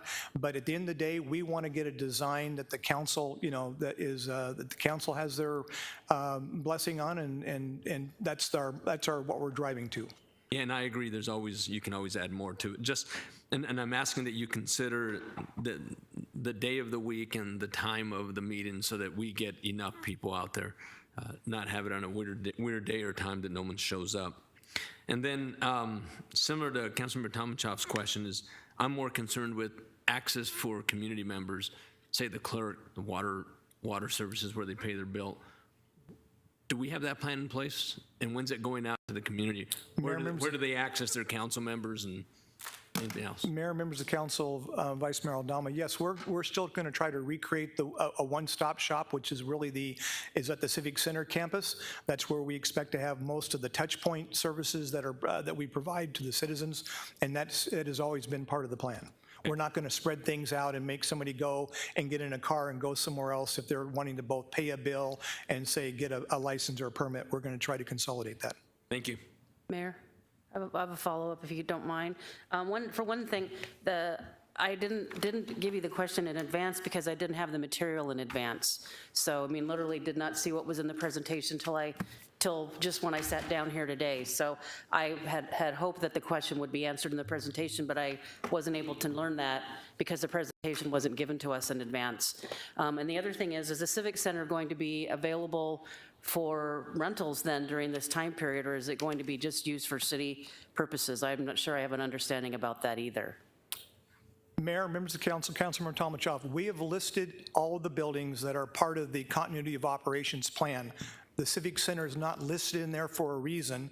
At this point, we're not expecting to have to use it. Now, that could change as we get into our advanced programming. If so, we'll come back to the council and make sure that, that you're part of that decision. Okay, Mayor, you just said Civic Center for resident access, so that's why. Civic Center campus, which is where the Bead Museum and the Annex Okay. is at.